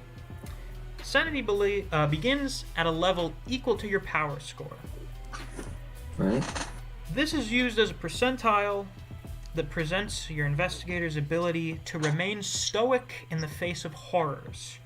As you encounter the various fucked up things that you'll encounter in Call of Cthulhu, your sanity score is going to fluctuate. So, let's say that you encounter, I don't know, a big bubbling mass of mouths and eyeballs and tentacles. You just kind of walk around, you open up a door, and you just see that on the other side. You're going to make a sanity roll, because that shit's kind of whack. And you're probably going to have a little bit of a profound reaction to that. If you roll below your sanity, or whatever you need to roll below your sanity, because sometimes shit is real crazy and you'll need to, roll within the half or 1/5. If you roll above your sanity, you fail the sanity roll, you lose some sanity points, so that means it now becomes harder to succeed on sanity rolls, and if you lose enough of it, you can suffer some detriments, but we'll get into that later. I think you call them quirkiness points. Yeah, you acquire some quirks. Now, time to go over some occupations. Instead of classes, like you have in D&D, Call of Cthulhu has occupations, because these are people living in the real world, they have jobs. I guess these are technically the closest thing to classes, but they don't have unique abilities like classes do. This pretty much just sort of determines your basic expertise and skills, right? Right. It's like picking a class in Dark Souls. There's no actual class benefits, it just kind of determines your stats. So, let's go over what we've got for professions here. These say sample occupations, but they don't have any more in here, so I'm going to assume these are going to be the ones that we're working with. Alright? Misc? Did you see what I just posted in text-to-speech? Oh no, I wasn't in text-to-speech, I was in D&D. Shit. Ah, yes. Occupations. Wonderful. This is incredibly convenient. Oh my god, there are so fucking many. Okay, I think for you guys, I'm gonna give you the ones they have in the rulebook, and if none of them particularly appeal to you, check out the occupation list that Bob just posted in text-to-speech. All right? Oh my god, bank robber's income is variable. I would imagine, yeah, they kind of work on commission. You still there, Ben? I'm just hearing you guys. Okay, I just wanted to make sure. I understand this is quite a bit of information to take in, so some of you may need a little bit of time. Yeah. So, Wait. Yes? Oh, sorry. I didn't mean to say that. I need to check what this one is, because I actually have no fucking idea what this profession is. Oh my this god. is some real 1920 shit. Oh my god, bank robbers' income is variable, What the but fuck? burglars is lower to lower How middle is this class. an occupation? This sounds like a personality quirk. A dilettante. Wait, what? A dilettante is basically a dabbler, someone that just has hobbies. What the fuck? Oh my god, communist is one. Well, no, you're a goddamn you're a stay-at-home person. You do just little hobbies all day. Oh, okay, I see what you mean. You're like a... If we want to do an example for a type of person, a stay-at-home mom or dad. It's the 1920s, so probably a stay-at-home mom. Okay, so for our sample occupations, we have an antiquarian, aka a person who likes to collect antiques, an author, that dilettante thing I just described, a doctor of medicine, a journalist, a police detective, a private investigator, and a professor. I'll go into detail. Do any of you find any of these base occupations interesting enough for me to kind of go over the skill specialties that they have? Yeah, could you repeat them, please? What did you say?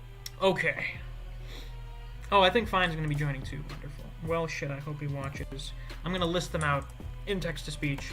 So we have the antiquarian, right? Yeah, Right. the author.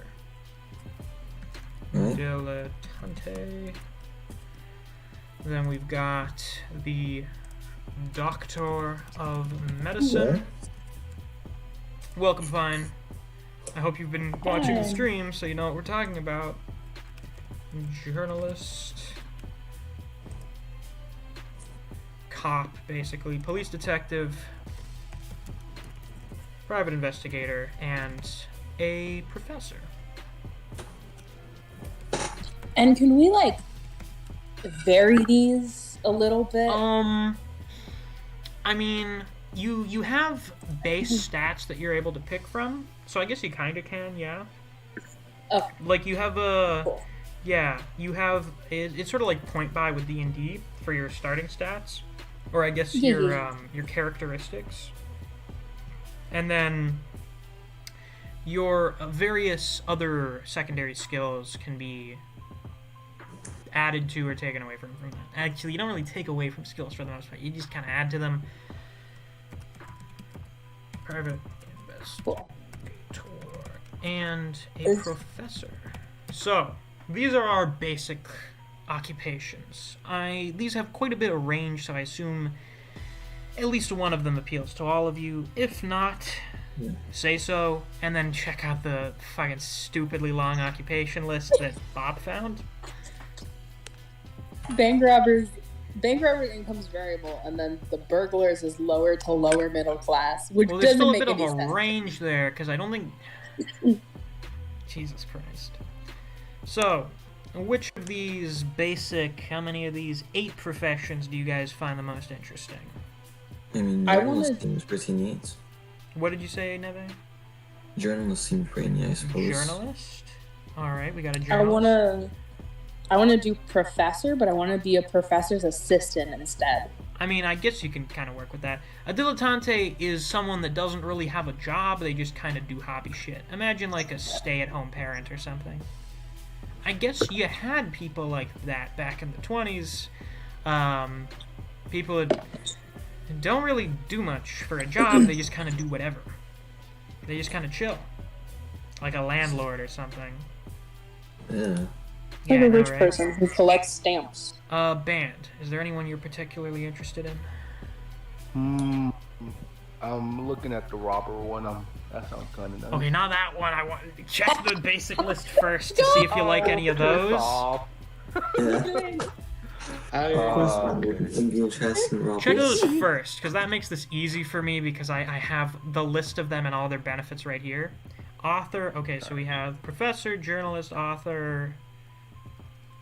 Like, if none of these particularly appeal to you, yeah, go to the other list. I just want you to check this first. Okay, so if I'm a doctor, can I do some creepy shit like cutting people open? Like, I mean, if you Alright. want that to be your secret backstory or whatever, then sure. yeah, like I was just on the bus. and Okay, then- Mangala. Yeah, name's yeah, Tom okay. I was on the bus. Little somebody did we started know coughing, the I just cut him insane open. serial killer was already a member of our party. So for that one, that sounds like something where you'd be like, oh yeah, I'm a doctor, and then you keep all of that other shit secret. So you would have a very multi-layered character. I knew the view count would fucking plummet when doing this. I have no idea if anyone watching this is not in the VC right now. I mean, like, I don't it's care. fluctuating between like 3 and 5. I am not watching. Sometimes 6. I don't care that much. It just means I can go back and listen to this conversation again in the future. I'm Yeah. gonna have a cat. An author with a cat. Oh no. Meow. Oh. Fine. I know what you're doing, you little shit. Wait, what? Is that a reference? Okay. Okay. Yes. And You know, H.P. Lovecraft owned a cat. He gave his cat a name. Whoa. I should you also do. mention that this is a slur. H.P. Lovecraft was very racist and owned a black cat. Well, he used to be racist. Yeah, At he a used to be certain racist. He point- became less racist before he died. But Yeah. isn't that still racist? I mean, he was racist for a significant portion of his life, so... And that influenced a Yeah, decent but amount of his let's work. let's so- at least remember that he got better, huh? Got a little He better. got Trying to avoid the deeper parts of hell. Right, avoided the deeper depths. Yeah. Deeper depths of hell. The worst parts of hell. Let me look at the weird occupations they have just for fun. Okay, so Bob, which one did you have in mind? I am still thinking because I'm like, Oh god, he's thinking. There's nothing for just straight up wannabe magician. Damn, that's really specific. Wait, do they have one in this bonus? Hold on. Oh my god, prosecuting attorney. No, they don't even have know. one. Why don't you play a Wait, con what's man? Play a fucking con man. You could be a rabbi. Con man, special skills: bargaining, disguise, fast talk, listen, persuade, psychology, spot hidden. Shifty accountant. Shifty. Why a Small shifty business accountant? owner. Why can't you be a normal accountant? Stage You actor, gotta be a little stage shifty. hand, I love stockbroker. boss. Yeah, boss. That's an Oh. occupation Boss. there. Do they have landlord as an occupation here? No, I can't Yeah, believe burglar. They it. have rabbi. They have rabbi. Well, if they have a Catholic priest, you gotta have a rabbi. Yeah, They have inclusivity. boxer/wrestler, Oh my bus god, driver, union Catholic activist. priest, Muy bien. cocktail waitress, Muy bien. communist radical. Oh my god, they have union activists Stage. when the income is usually out of work. Actually, and this is the 1920s before we super hated Russia and communism, so you can actually do that without having everyone in the party want to stab you to death. That's the funniest thing ever. I like how that's an occupation. Apparently, are they? They're I just a believe- full-time And activist? I have an idea Bus for what driver. you might want. You What? might want Undertaker. Oh my god! An What? Undertaker? It's an interesting. For- If I play I think boxing for and Ben, I I learn think it would- capoeira, I don't know. Well, I guess capoeira was around by the Oh, okay. Bible salesman. That's oddly a specific. Bible salesman. Well, Why did they get a +1 to con? Nah. That doesn't make any sense. They walk around a lot. They go door to door selling Bibles. Yeah, no Hello. idea. Hello, can I interest you in the most widely distributed book in human history? Hang on, I can be a shifty prosecuting attorney. Damn, Yo, now we're I'm just gonna spending be 10 minutes fucking going Miles through this Edgeworth. fucking list. We should all play Phoenix Wright characters. That's what we No. should. Okay, hold on. Maybe I should... I kind of want to go through the rules and shit first, but then I should probably also No. tell you guys what the module is going to be about, so that you kind of have an idea of what you should probably do to have your character make sense, you know? Right. You know what? I think I'm gonna go with bartender. Excellent. Yeah. Alright, we got a journalist, an author, a serial killer doctor,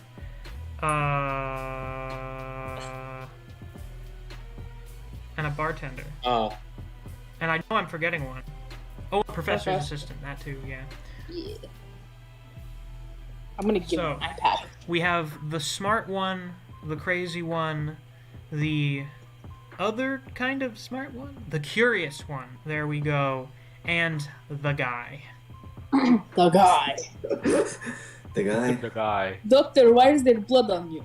Don't worry about it. Every Call of Cthulhu party must have someone who's just kind of there. They don't do anything in particular, they're just a guy who got brought along.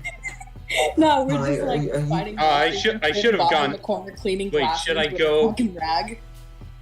wait, should I go bartender or should I go hobo? Now, I don't know about you, but the Call of Cthulhu campaign that I listened to for a while, because it was still coming out, and is one that I will be basing some stuff off of, had a hobo as part of the party. Was it Should good? I go with? It was a very... I love that fucking Call of Cthulhu campaign. It's wonderful.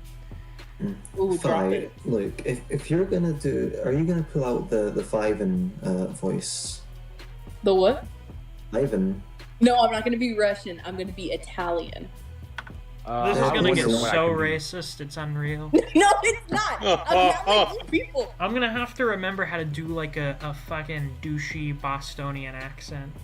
Oh my god, wait, should I do the Russian accent? I should specify, in case you didn't know, this module does take place in Boston it's going to be the winter of 1920. Boston. In Boston, you fucking bitch. Boston. Hello, Americans. Wow, I have nice. hamburger. Hello, Very Cthulhu. good, very good. Well, now that you guys have a general idea of what you're going to be doing for your Sorry. occupation, it's time to bring up another thing Example. that is kind of related to your skill. Generally, it is your credit rating. Oh my god, credit! Even in the magical, horrific... I guess Call of Cthulhu is so horrific because you can't even escape credit scores here. Credit rating basically Your just social means credit Look, score. we'll how take rich on- you are. You know when you make a D&D We'll take character on sheet? Dagon, but not the IRS. When you make a character sheet on D&D Beyond, you know how they talk about your character's like living standards or whatever, how many gold or silver or copper pieces a day you spend for your necessities?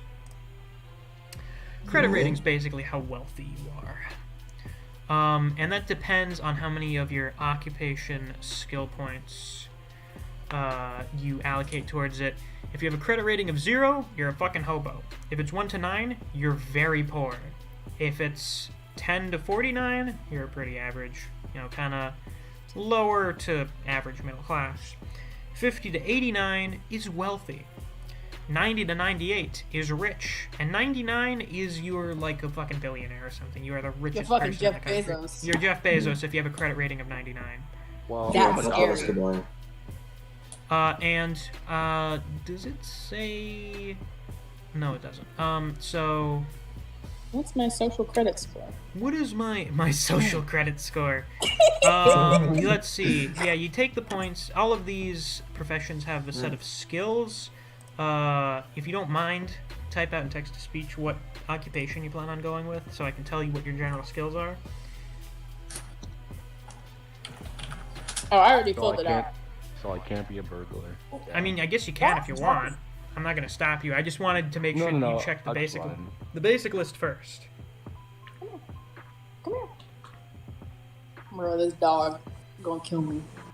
Professor's assistant, doctor, author. What are you doing, Neve? I said journalist. It's under the Okay, New yeah, York type Comic journalist to Yo. text-to-speech so I have the list. Let Fine be the author of Red Hood. My Fine series is would do going to that, get though, X. yeah. Yo, is Fine gonna have his author character wearing a sandal? Oh, by the way, there is one stat that you guys do not add any points towards when you make your character sheet. And that is the Nice. Cthulhu Mythos stat. That determines how much knowledge you have about the mythos. That is determined entirely about how many discoveries you make. The Right, idea nice. is that, for the most part, you go into this with absolutely zero knowledge of the cosmic truths behind everything. You may know a little bit about the occult, but that's a separate thing. That's more like fucking paganism and Satanism and shit. That's more knowing their kind of stuff as opposed to knowing about, yes, this very specific form of tentacle-faced dragon man that lives under the ocean.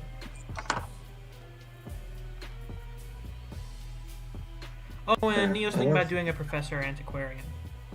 You guys could do a duo. That could work, yeah. So, I since just we have figured. our list here for the most part, let's start off with the Professor's Assistant.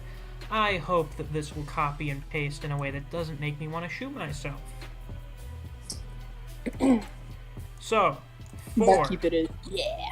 a Professor's Assistant, you have specific proficiency in library use, a language other than your own language. I don't think you have to specifically pick English, but please, for the love of God, pick English. Or alternatively, I guess, if you're from another country, you would have that language as your own and then have English as the secondary one. Psychology, Yeah, that's what I did. and then any 4 skills as an academic or personal specialities. I think generally they have a few for, like, you know, whatever your character's personal hobbies are or whatever. You could have, like, Yeah. a professor who has some proficiency in firearms handling because I they like picked using firearms. guns. I picked firearm handgun. There you go. My professor, Yeah! my assistant uses a gun. My assistant uses a gun. Misbehaving in class? So well. Misbehaving in class? I'm gonna fucking shoot you. Children, listen to professor. Or die. You need a character that has those, you know those SpongeBob inflatable muscles, right? Yes, the SpongeBob inflatable muscles. Okay, band for a doctor. Your proficiencies are, of course, first aid, then Latin, medicine, psychology, biology, pharmacy, and any other 2 skills either that would relate to your, education, your profession, or whatever you're personally good at. So if you decide as a doctor to be a psychiatrist, pick psychoanalysis. If you decide to be something else, pick something else related to that.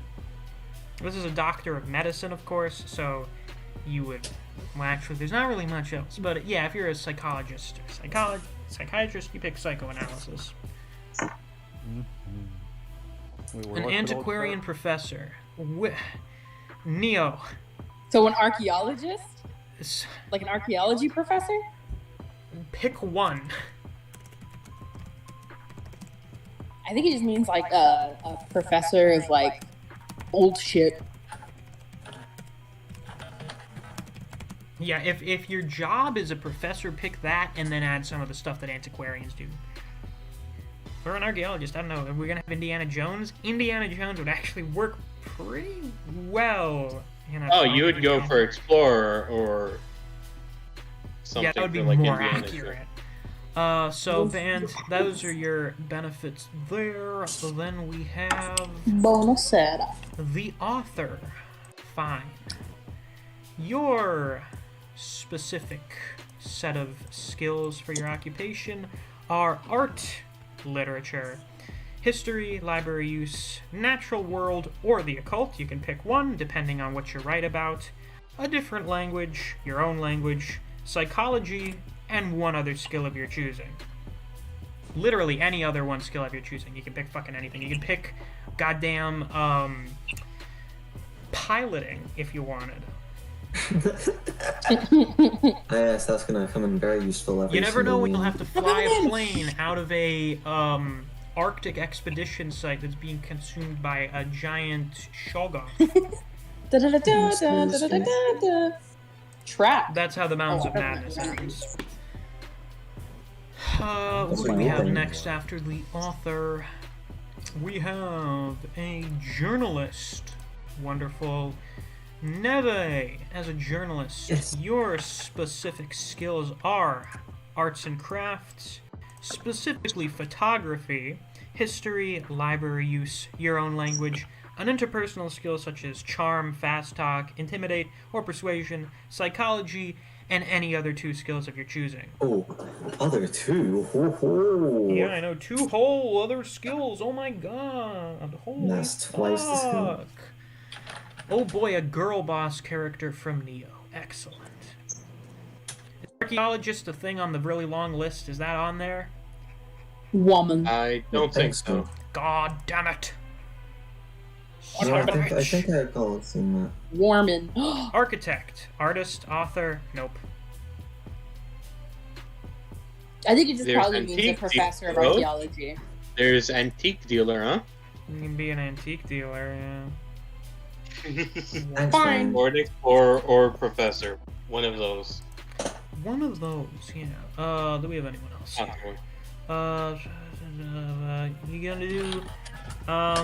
let's see, what did you land on, Bob? Barkeep it is. Bartender. And, well, you see what the skills are from the website, I assume, so... Well, okay, you don't want to. I'll tell you, I guess, whatever.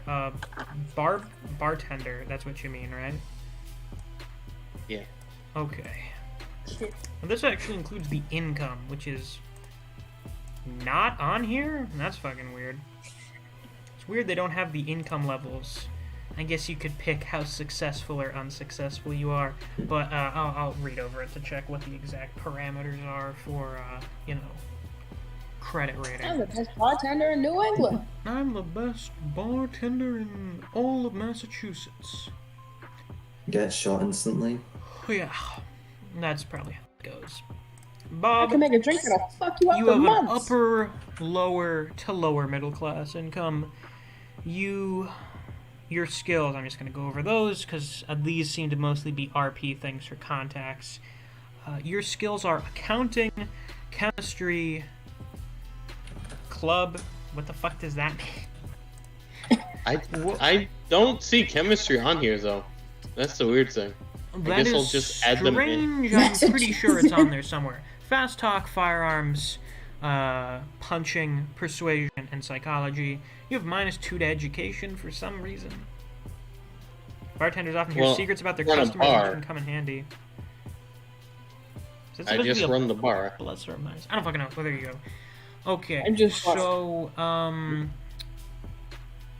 yeah, Neo, just mark down your occupation as a professor. You have to do the funny flavoring. Hee hee.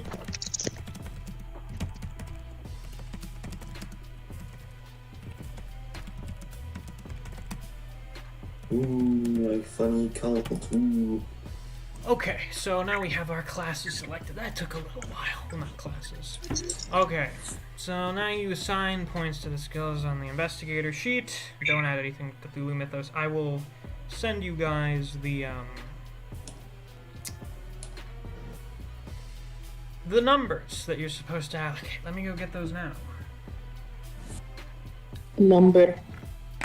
So, if you have your character sheet open, you are going to want to allocate these numbers for whichever attributes you want to have be higher or lower. Remember, bigger the number, easier it is to pass skill checks. Lower it is, the harder it is to pass the skill checks. The pasta and the meatball.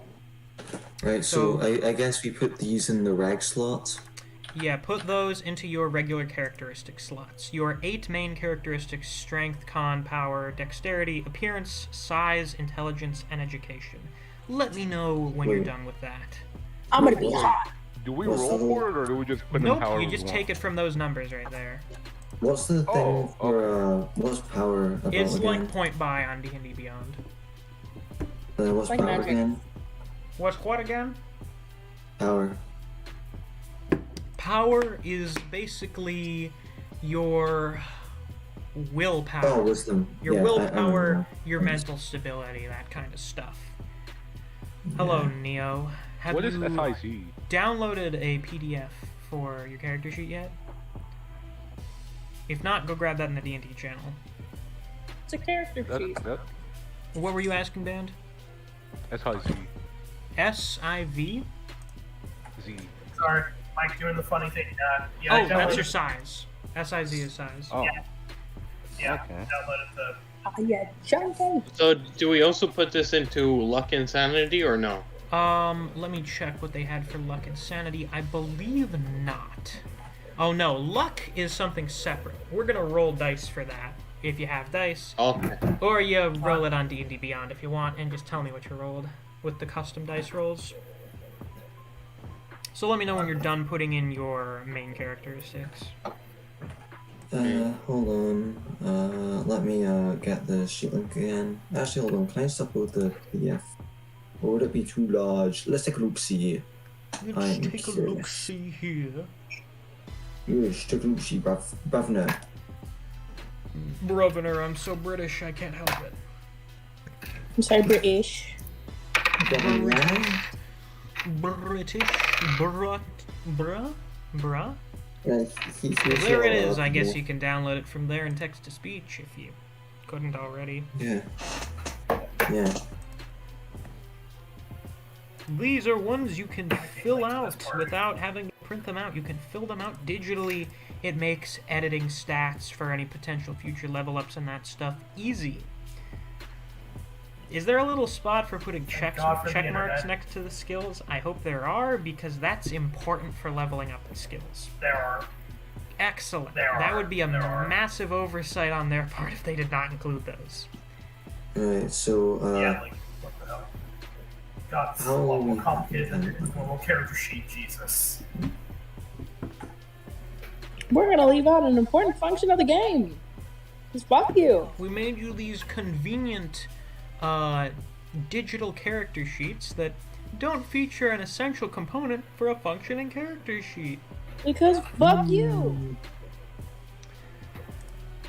I think that'd be fine. See, I think they should have luck. done that. You know, we roll that for luck, and then we put that shit for the other stuff.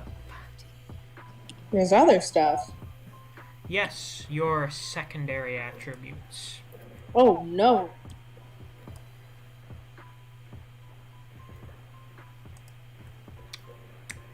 I already So in the did meantime, this how when are you you guys guys? were rating candy. I feel bad. On pause, I think. This is Saw good. movie. I forget, what is POW again? Power is kind of like wisdom. Power. Sound effect. Power, your willpower, your mental stability, all of that good shit. All that good shit. How stable of a person are you? How strong is your force of will? Okay. I got. I have an interesting build. Interesting. If you don't mind, send me screenshots or whatever in D&D so I can look at it either now or later. So I have an idea of what your character sheets look like. Now, if you've... let me know when you've all filled that stuff out. Appearance. It's like your charisma thing. Yeah. Yeah, appearance. You're That's probably gonna kind of like your text me a charisma bit stat. later, 'cause It's Where how... are the guns? How physically appealing people find you to be. I'm gonna be hot. Are Fuck you the y'all. Chad or the Soy Jack? I'm the You chat. can be both. Yeah, if you so can be desire. both. Oh, wonderful, excellent, excellent. Big education, small strength. To be expected from an author. I forget how to do Or a screen journalist. grabs for my computer. It's been way too long since I've done that. You should be able to do, if you have a Windows computer, which I hope you would, it should be Windows and print screen. PRT SCR up in like the top right. Mouth? What the hell is mouth? Or you can do the clip thing. I don't know Malfunction. how to do that. I never use it.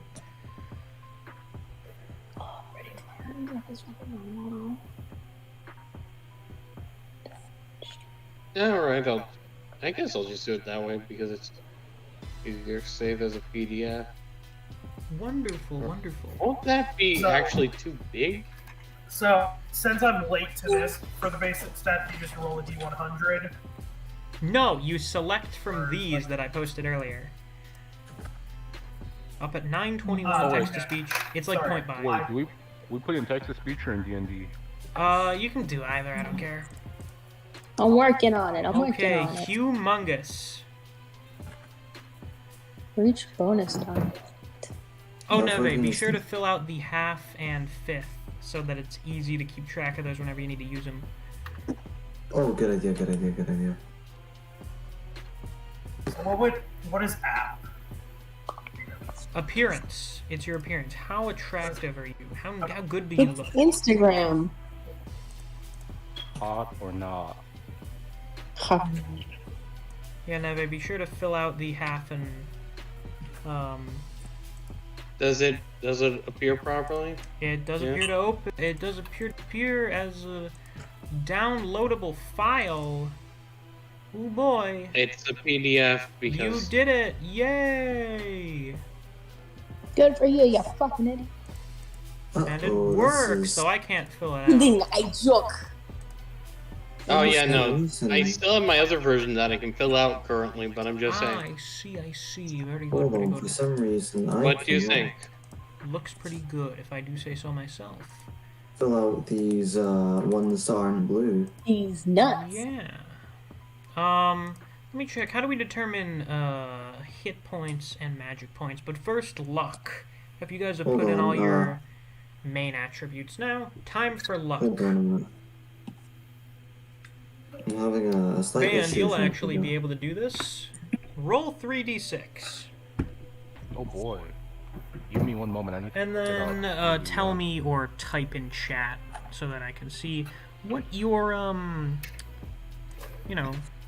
skills are. So or you know, so what for will luck, you we roll 3d6. Let's Oh, hope my fuck, luck. where's is- Bill? Now, okay, actually, we put that in. Here, I Hit got points are mine. figured by adding size and con together, then dividing the total by 10. Hold on. Okay, you guys are all doing it correctly. You actually remembered the rules. I'm so proud of you. Yeah. Wait, what happened? No, it does it automatically. Okay, so Oh, for it does them luck, we just roll automatically. Oh, that's so 3d6s. convenient. That's What? really convenient, actually. Oh my god. Yes, I didn't for- realize for- that. For luck, it's 3d6, right? For luck. 3d6. Tell me what you roll with your 3d6. Lovely, lovely, lovely stats, everyone. Well, I got 4. Combined. Yeah, that would type be it like in 13, text-to-speech so for me put so that 13. I don't have to worry about not hearing you or forgetting. do For you determine your luck, fine. Roll 3d6 and tell me what you rolled. You only got 4 with 3d6s, Neve? Ooh. Yeah. 1, 1, 2. Okay, Jesus, Neve, what, did you your roll, like- luck is 20. Oh. Damn. Neo, your luck is Oh. 65. It doesn't do the thing automatically on the PDF. You can't actually fill it out on the PDF. You have to do it in the browser one. Oh, that's fucking weird. Yeah, I'll fill it out in the Yeah. browser, I guess. Where's Yeah, the hold one? on. It's 65. I'm gonna guess that's decent. That's good. That is pretty good. That means generally you have a 65% chance of succeeding luck rolls. Or, you know, having good luck, I guess. I know in older that's a- editions, I think luck was something that you could basically... I think it What was should I just something that put you for could residence? Because I don't know spend what to on put for rolls. residence. But not in I 7. got I don't know what to 16. put for residence. You got a 16 in total? Yeah. Well, God... I don't have damn, my son, dice. you have 80 luck. Well, damn. I'm gonna roll on mine.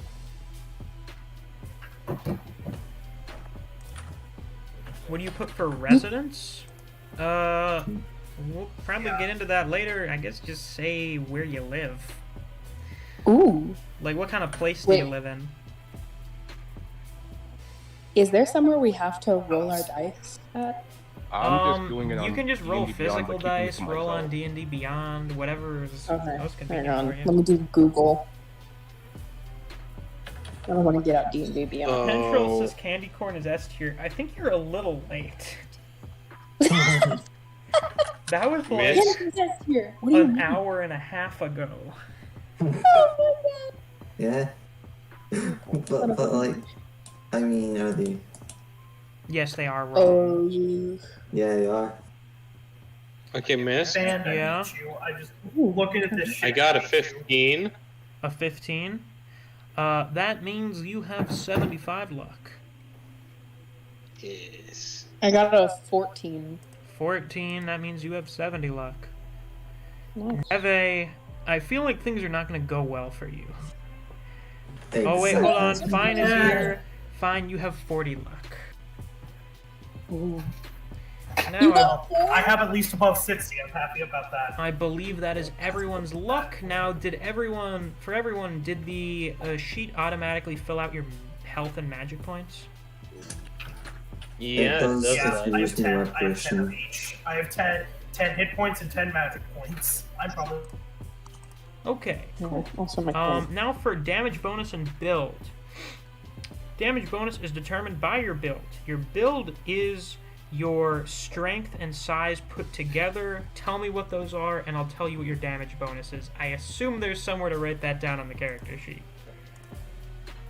Yeah. Okay, so for my strength it's 70. For my size it's 80. So Well, I think it already put it in it, and it says 0. Oh, does it check your damage bonus down towards the bottom of your sheet and tell me if it's already filled in? Yeah, I did, and it says 0. And it Yeah. says my move is 9. So what is it straight?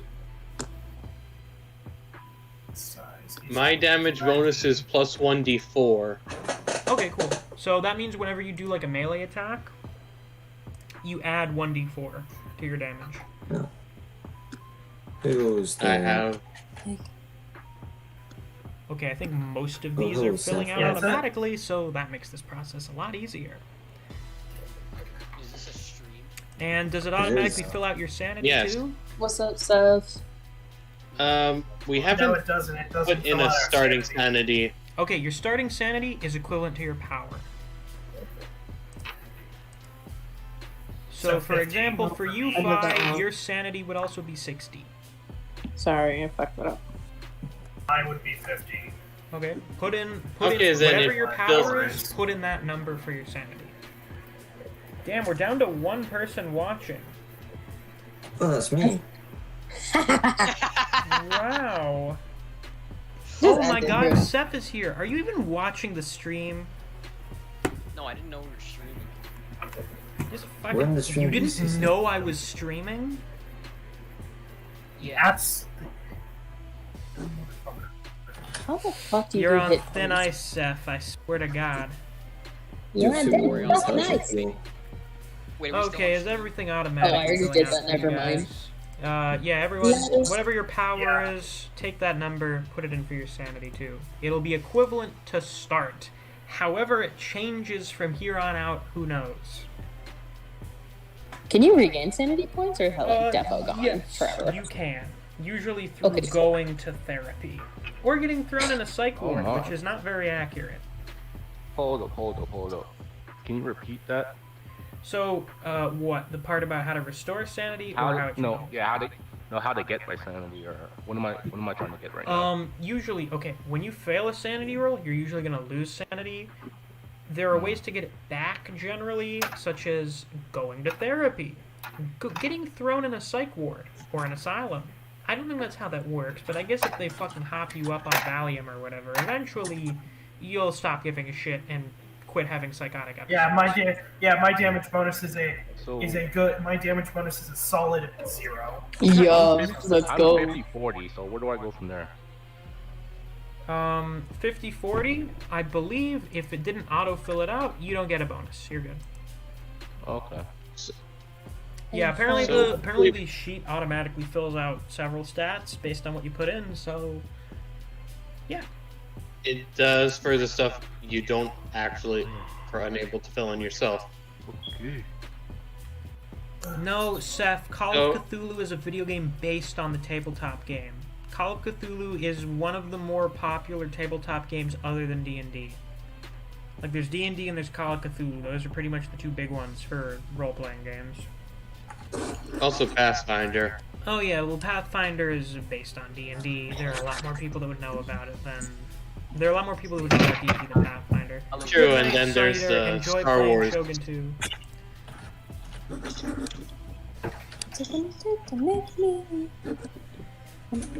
By the way, Misc, Mm-hmm. for abilities, our skills, how do we fill them out exactly? We will get to that very soon.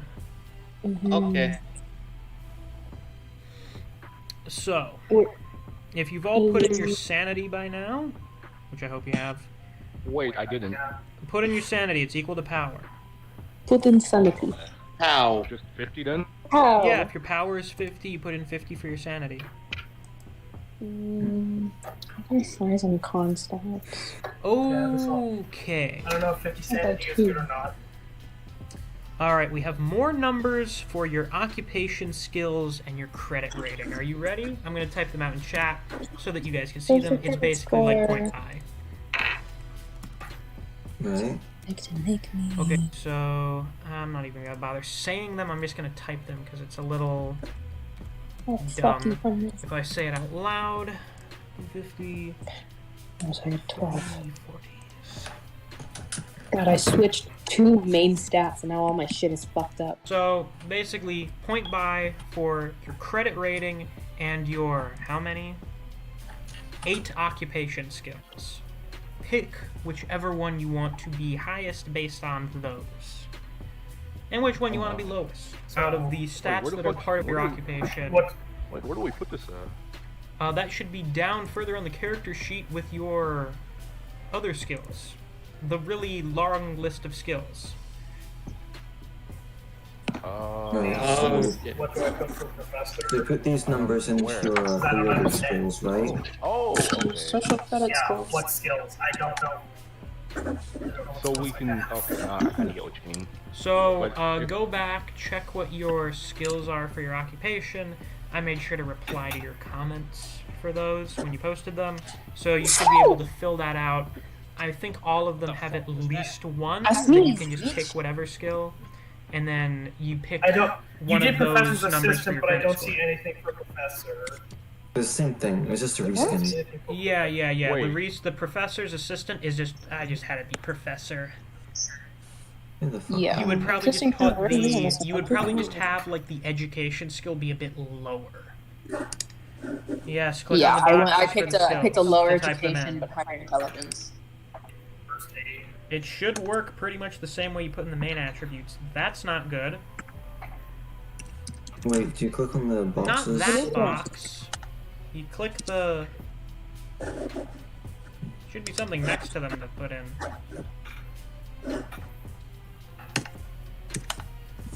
I'm gonna try the computer version because doing it on my iPad's a fucking annoyance. Oh yeah, sometimes when you try clicking it, it doesn't always go. Isn't that great? Isn't that lovely? You have to then refresh it, and that's just ugh. Yeah.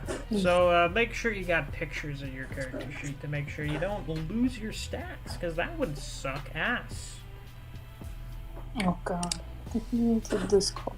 Give me Discord. You know what? I'm actually gonna do that right. This is confusing about me. Wait, Fuck, I what? might just be stupid.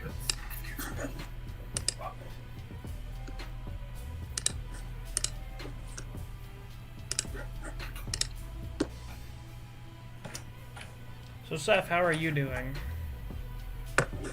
I am tired. That's nice. You're also very quiet. Yo, the fuck did I do? Oh, it's a shame Call of Cthulhu doesn't have a dedicated online platform like D&D Beyond.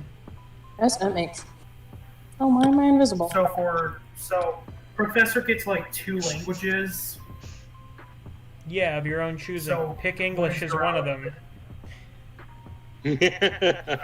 This will be my general rule. English must be one of the languages that your character knows. No. I don't care if it's your own language or a secondary language. Just fucking know it. Bitch, we're gonna speak Mandarin.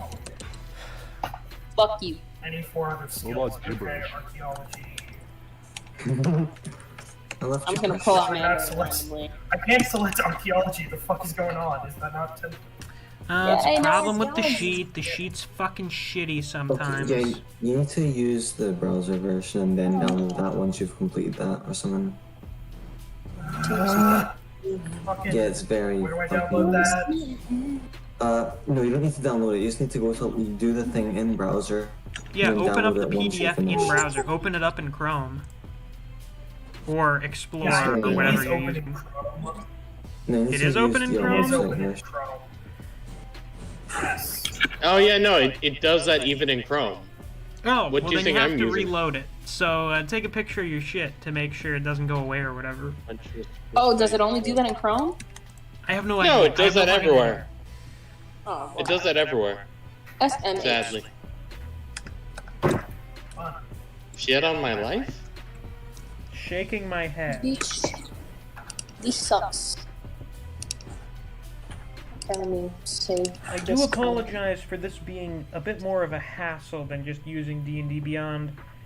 Unfortunately, there's no D&D Beyond equivalent for Call of Cthulhu, so... Not This would which happen one if should I we tried use? to play literally any other tabletop game like Pathfinder or Starfinder. I use the one Neves sent, right? Which one do I use? The one you well, they're the same one. Oh, okay. I figured it out. Never mind. I just don't want to use Let me my just check. my I have iPad. accounting, punch, club, guns, Oh, persuade. you're gonna be use. We're both gonna use Right. guns.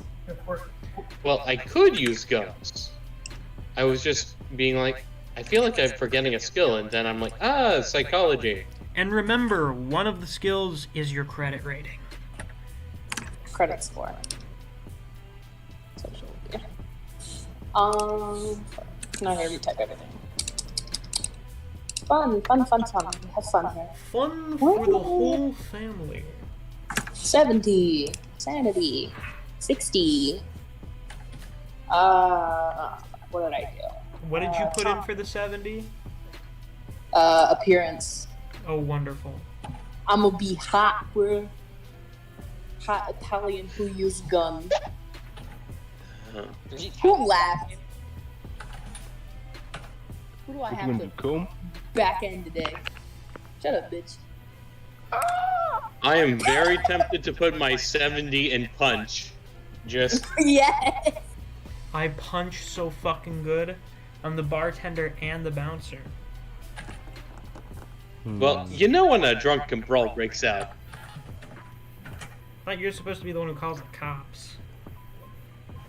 I mean, Why bother calling the cops when? Wait. Oh, sorry. Continue.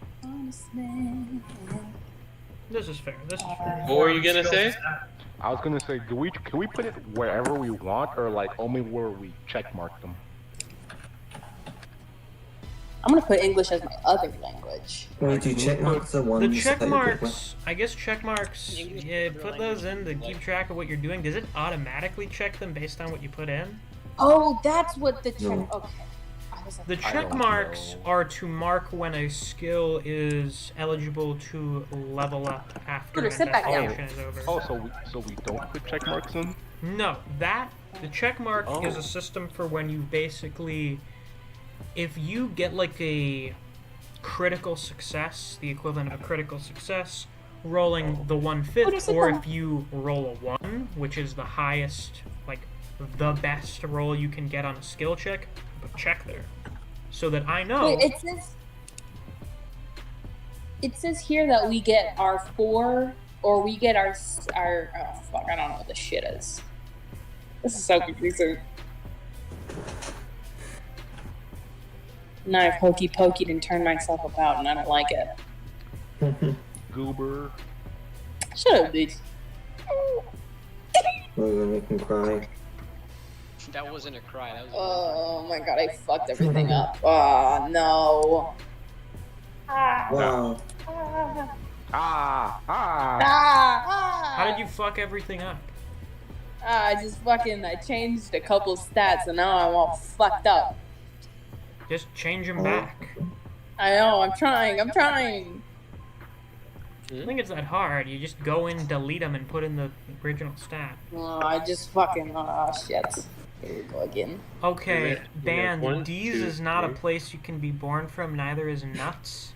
Or I guess residence would be, where do you live? What city, what town do you live in? He lives in D's Nutslandia. There we go. Like that one guy in It's not a country. Oh, Yeah, Isaiah's from D's Nuts. my birthplace will be from America. Shit. I'll look at the phone. America. Pick a state. Among the 8 application skills and also the Now circle I'm about to credit become a skill. Florida man just for you. Hell yes. Very pleased with this. 1 at 70, 2 at 60, 3 at 50, and 3 at 40. Shit. So confusing. 70.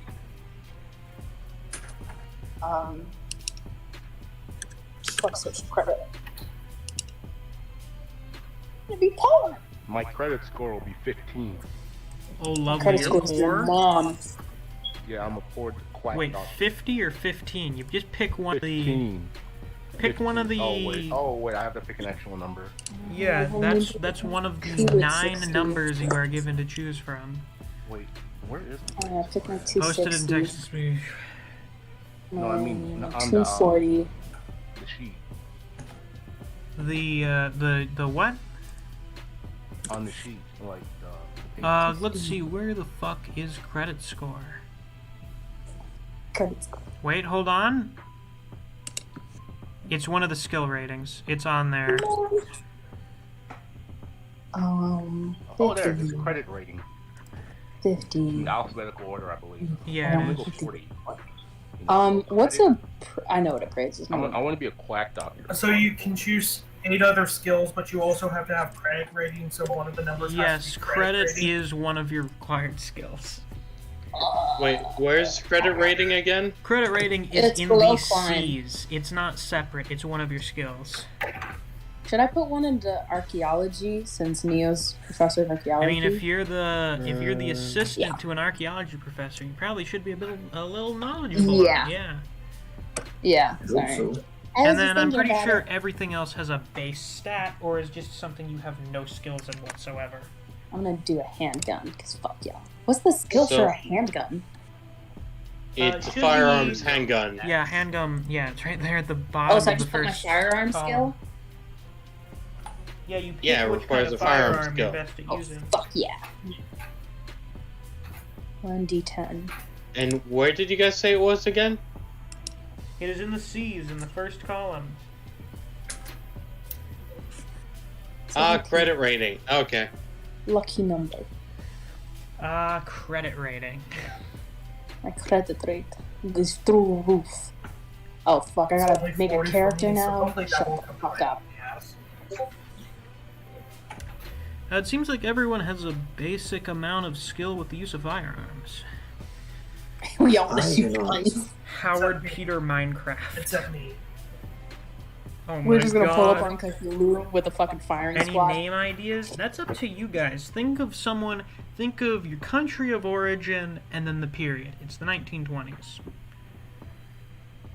Should I? We all have firearms. Should I do brawl instead? Everyone Like, has a punching people? base firearm stat. If you want to invest in that, you can increase it, I guess. Oh yeah, I'm investing. I want to use firearm. Yeah, I'm not. If it doesn't let you change it for some fucking reason, just, I don't know, make a note that it's higher. I am super high. Italy. What's the place in Italy? Yeah, chose archaeology English. Bernice land. Pasta Florence. Yeah, I picked Florence. Alright, has everybody put in their magical numbers? Resonance. Yes, Boston. Yeah. I think so. Okay, I think everybody's put in the magic numbers. Okay. Lovely, lovely, lovely. Let's see, what do we have after this? Anything? Credit rating. Backstory, final touches. I generally explained how the system works to you guys, right? I think so. Let's see. Here's an example of how the skill checks work. You make a successful spot hidden skill roll during the session, so you tick off the box next to spot hidden. After the scenario is completed, roll for a skill increase. Your spot hidden skill is 45%. If you roll a 43, no improvement. If you roll a 73, you roll a d10 and you add however many points you get from the d10. So basically, when you're leveling up skills, you actually want to roll above them, and when you do roll above, you roll a d10 to see how much you increase it by. Right. So do we uncheck mark them now that we've selected? Yeah, them? uncheck mark them now. That'll be for later. At this rate, all this dedication, I feel like we probably should make this a longer thing, assuming not everyone dies. Yeah. I'm gonna die first session, man. I'm gonna try not to die. I'm That gonna is try my generally hardest a to try not to roll. die, try not to lose your mind. I assume friendly fire is not on. Dan's gonna kill us. And if you try, you will And be if you kill killed. me, And if I'll you go- I'll do go for try your to first kill the bomb. other party members, they will shoot you. I'll go We for your all have first bomb. Happy with a pen. It is possible for you Everyone's to. at. I am pretty sure. When will we get to the? Do we have the crazy effects, or is that specific per scenario? I think it may be specific per scenario. Oh, we're going into some of the important stuff here beyond the skill checks. If something's kind of hard, you do the 1/2 check. If it's like stupidly fucking hard, you do the 1/5 check. You roll the D100. There's such a thing as a bonus and a penalty die. Instead of rolling like an extra D20 like you do in D&D, you roll another... which one do you roll? Let me check. If you roll the... Okay, you roll the 10 dice. So when you have a... what's the phrasing they use here? Bonus or penalty? When you have a penalty, you roll 2 of the d10s, and you pick whichever one's lower. For bonus, it's the opposite. It's like rolling with advantage or disadvantage, but you only use the 10s dice, as opposed to the 1s dice. Is that clear? Do we get that? Yeah, could you take that out? Could you, like, copy and paste that into chat? Okay. Do it. How do I word this, actually?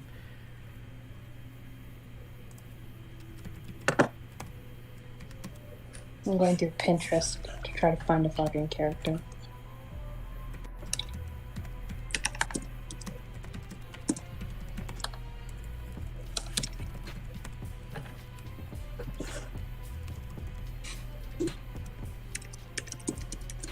Actually, it'd technically be like a D110.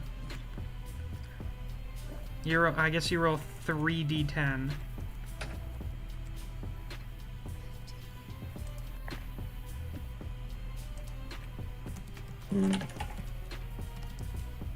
I should put my appearance at 70 and be really ugly. That's not how it works. No, I think it is. Because it's too hard to find pictures. My name is Hugh. My name is Justin.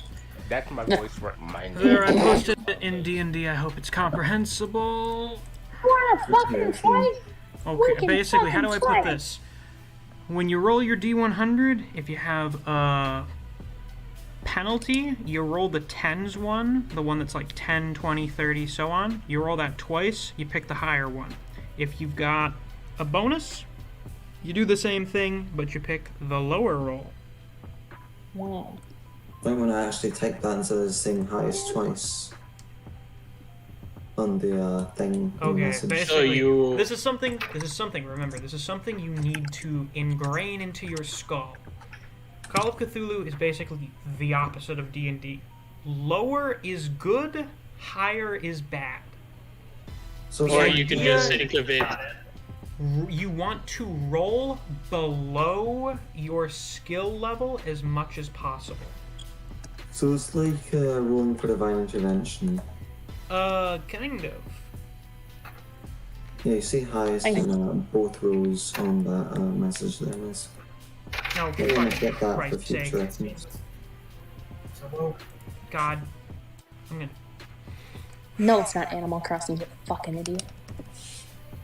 Close. Yeah, good job, me. Good job. Okay. Good job. There we go. Okay. What's my we function? clear on that? How do I do that? Are we all clear? Are we all good? We're all Gucci? Okay, Is we it understand sniffing this. tool on Apple? Okay, we don't need to roll that much. Luck rolls. That's entirely up to me when I want to decide if the fickle hand of fate will, decide your fate. That's pretty much based on relatively random circumstance. For example, if an investigator wants to know if there is an item laying nearby that they could use as a weapon, or if the flashlight they found has any juice left in it, they call for a luck roll. Note that if a skill or characteristic is more appropriate to a situation, then it should be used rather than luck. To succeed in a luck roll, the investigator must roll equal to or under their current luck value. If the keeper calls for a group luck roll, the player whose investigator has the lowest luck score of the people present should make the roll. No. Oh, I have the 20. Isn't that nice? It's decided by the unluckiest person. Well, look, I So Neve will be deciding when I have to roll luck for the entirety of you. Oh, poggers. No pressure. Don't worry. Right? Now then, let's see. Oh, for an example, finding a cab doesn't require a dice roll, but getting one before the investigators lose sight of the car that they wish to pursue could. credit rating could be a factor in attracting the attention of a cab driver on the lookout for a well-dressed fare who may tip generously. However, quickly getting a ride at 2 o'clock in the morning on the undesirable side of town might not be so easy. Would there even be a cab to hail? No skill is going to make a cab appear at that moment. It's a matter of chance whether a cab may be driving down that road, hence a luck roll. You got that? Yeah. Oh, fun. Oh, God. No.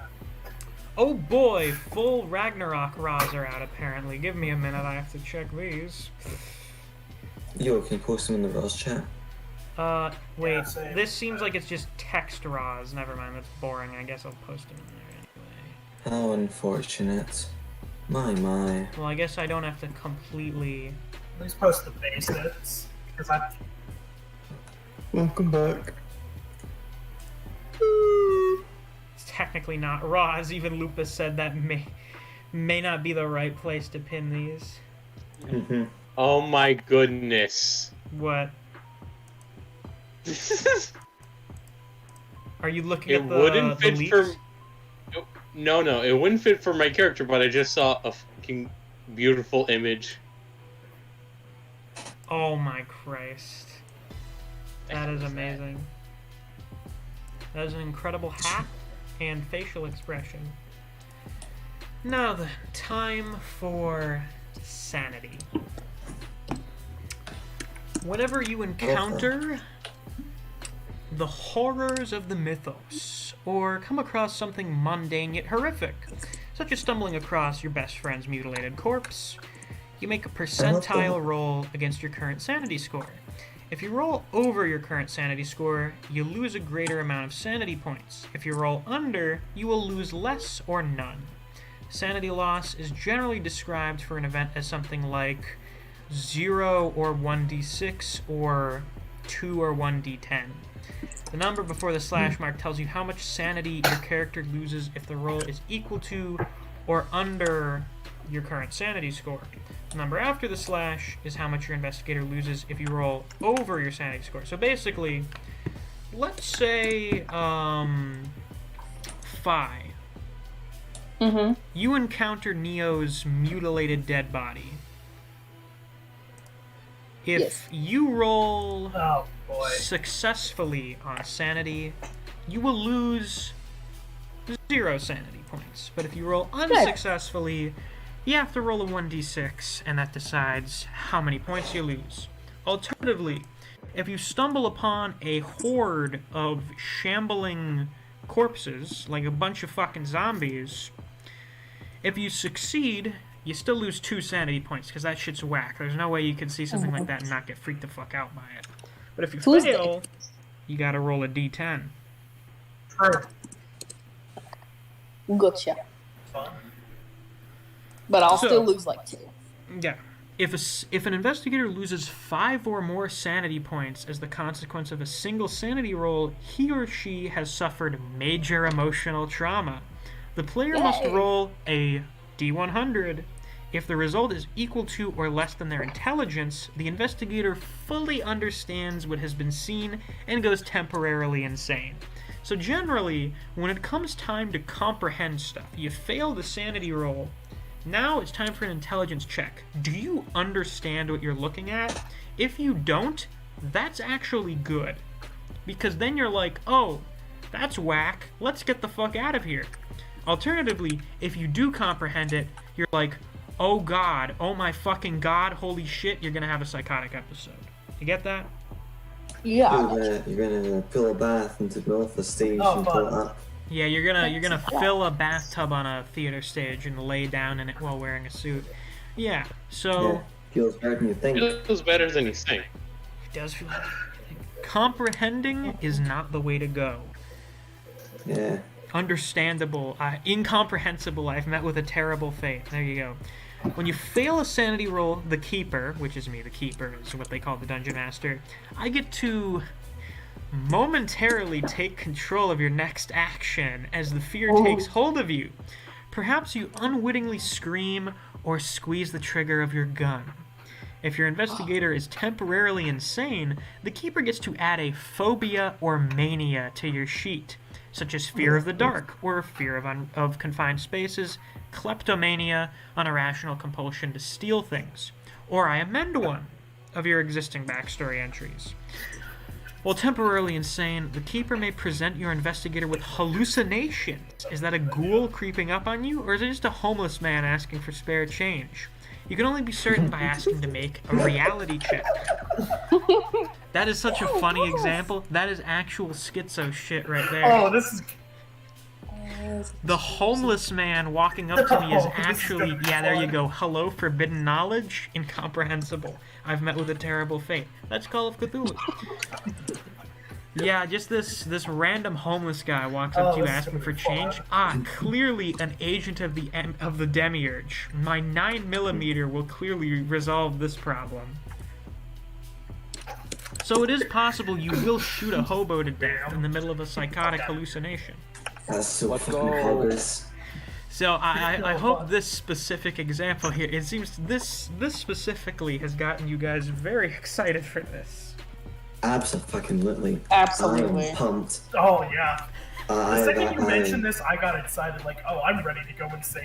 So, you can only be certain by choosing to make, or asking to make, a reality check. Electing to make a sanity roll. If you're successful, you see through the hallucination. But if you fail, you fall deeper into the madness. I love that. Unfortunately, regaining lost sanity is a long, arduous process, as it is in real life. You may have to check your character into an asylum or seek other forms of psychotherapy to get those points back. Generally, at the successful end of each scenario, you should get a few points back as a reward. As your sanity score slips lower, your character becomes less and less stable, and his or her ability to function decreases. Full rules for sanity are not included here, but your Keeper will let you know the effects of this degradation when you play the game. I'll look up a table for that somewhere.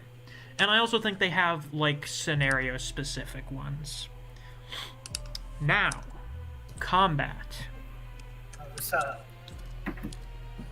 Generally, you should probably avoid combating the horrors of the mythos, but when you do, there are ways to go about it.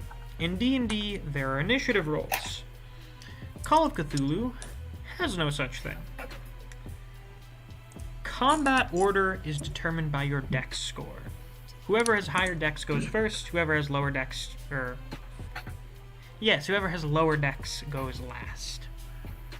It's a little confusing to think about, I know. Cheers. Yeah, highest dex asks first, and the others go in descending order from there.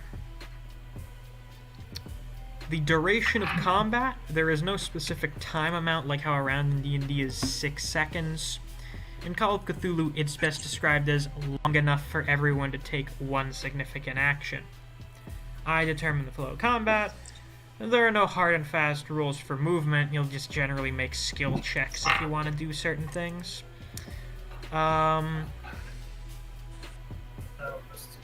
Let's see.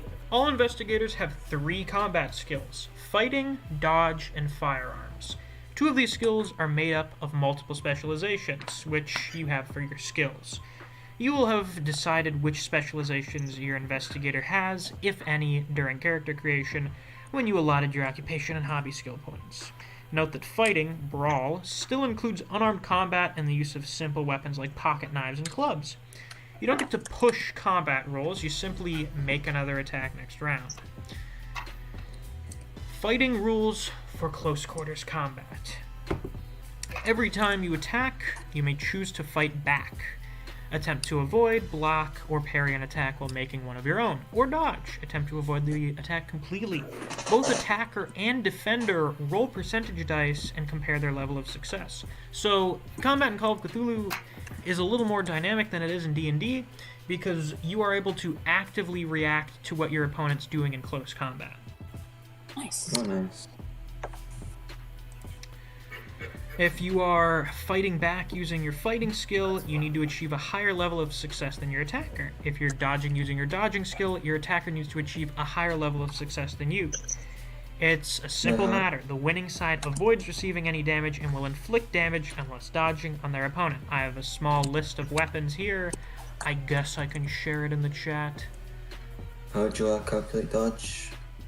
Dodge, I believe dodge is a skill, is it not? So it's half tax, right? Here I am posting the list. Let's see, let's put that I have to make there. some small corrections to this because there are bullet points that don't get copied. So, what do you guys think of Joe? He looks like a rather fun fellow. Is his name Joe?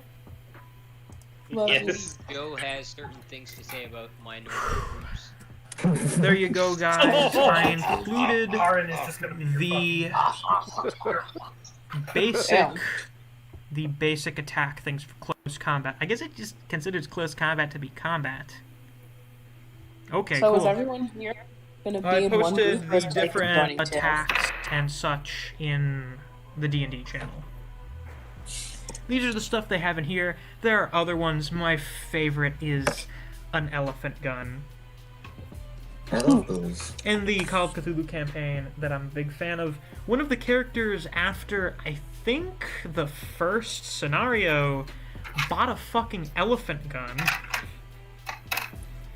And hilarity ensued because an elephant gun is the type of thing where if you shoot something with it, they will fucking explode if they're not an elephant.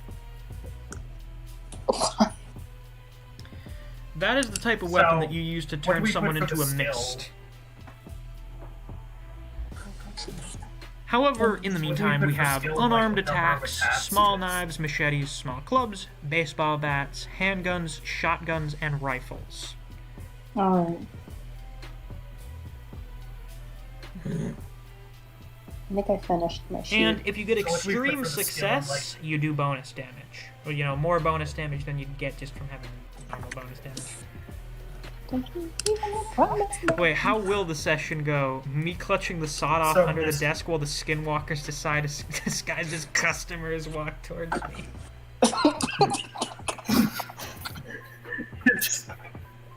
Terrible. The idea, like, So, listen, Claire being what do we put fucking for- insane for most of the campaign made for some funny stuff, but I swear to God, some of these schizo antics that we are gonna get into with Call of Cthulhu, oh my God, this is gonna be I beautiful. cannot wait. This is gonna be absolutely. I wonder if only one of us will survive to the end. That would be amusing. Oh, that's funny. Like final girl. That'd be so sad. What if my character, with her ass luck, be the one to pull through? Oh, by the way, when you're fighting back against someone, you don't get bonuses. You just get regular damage. For example, for combat, So let's for, like, say the number of band. attacks, range, and that. Like, what do we put? Huh? Like, He was asking the number of when you attacks. shoot range, something, and what do you such. put for like number of attacks, range, and like ammo? That. I do believe you really only get kind of like one, unless it's something that has like it's like a machine gun or something. Oh, firearm rules. Okay. Let's see. Hold on. I'm gonna give an example of combat here. Band. A ghoul swings at you with its clawed hands, and you decide to dodge. I roll a 3 on the attack, which is an extreme success. Band, you roll a 20 on the dodge, which is a hard success. I've achieved a better level of success than you, so you get hit, and you take maximum damage, because it was an extreme success.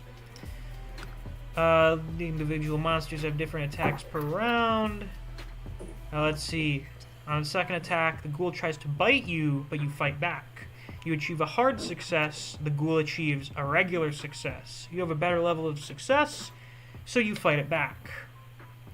And not only do you avoid injury, but you also inflict 1d3 points of damage on the ghoul. By the way, 1d3, you roll a d3 is basically, instead of 1, 2, 3, 4, 5, 6, 1 and 2 is 1, 3 and 4 is 2, 5 and 6 is 3. You just use half.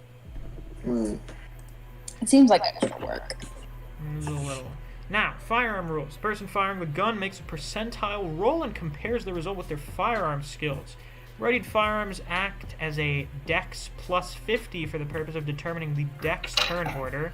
So if you have a firearm at the ready, your dex is increased by 50. So if you're there ready to shoot someone, you will be higher in the combat order. Nice. If firing 2 or 3 shots from a handgun in 1 round, apply 1 penalty die to each shot, because that's, you know, you're firing more rapidly, you're not going to be as accurate. If you're at point blank range, within 1/5 of your dex in feet, so if your dex is, I don't know, 20, and you're within 4 feet of them, you're at point blank range. You get to add a bonus die.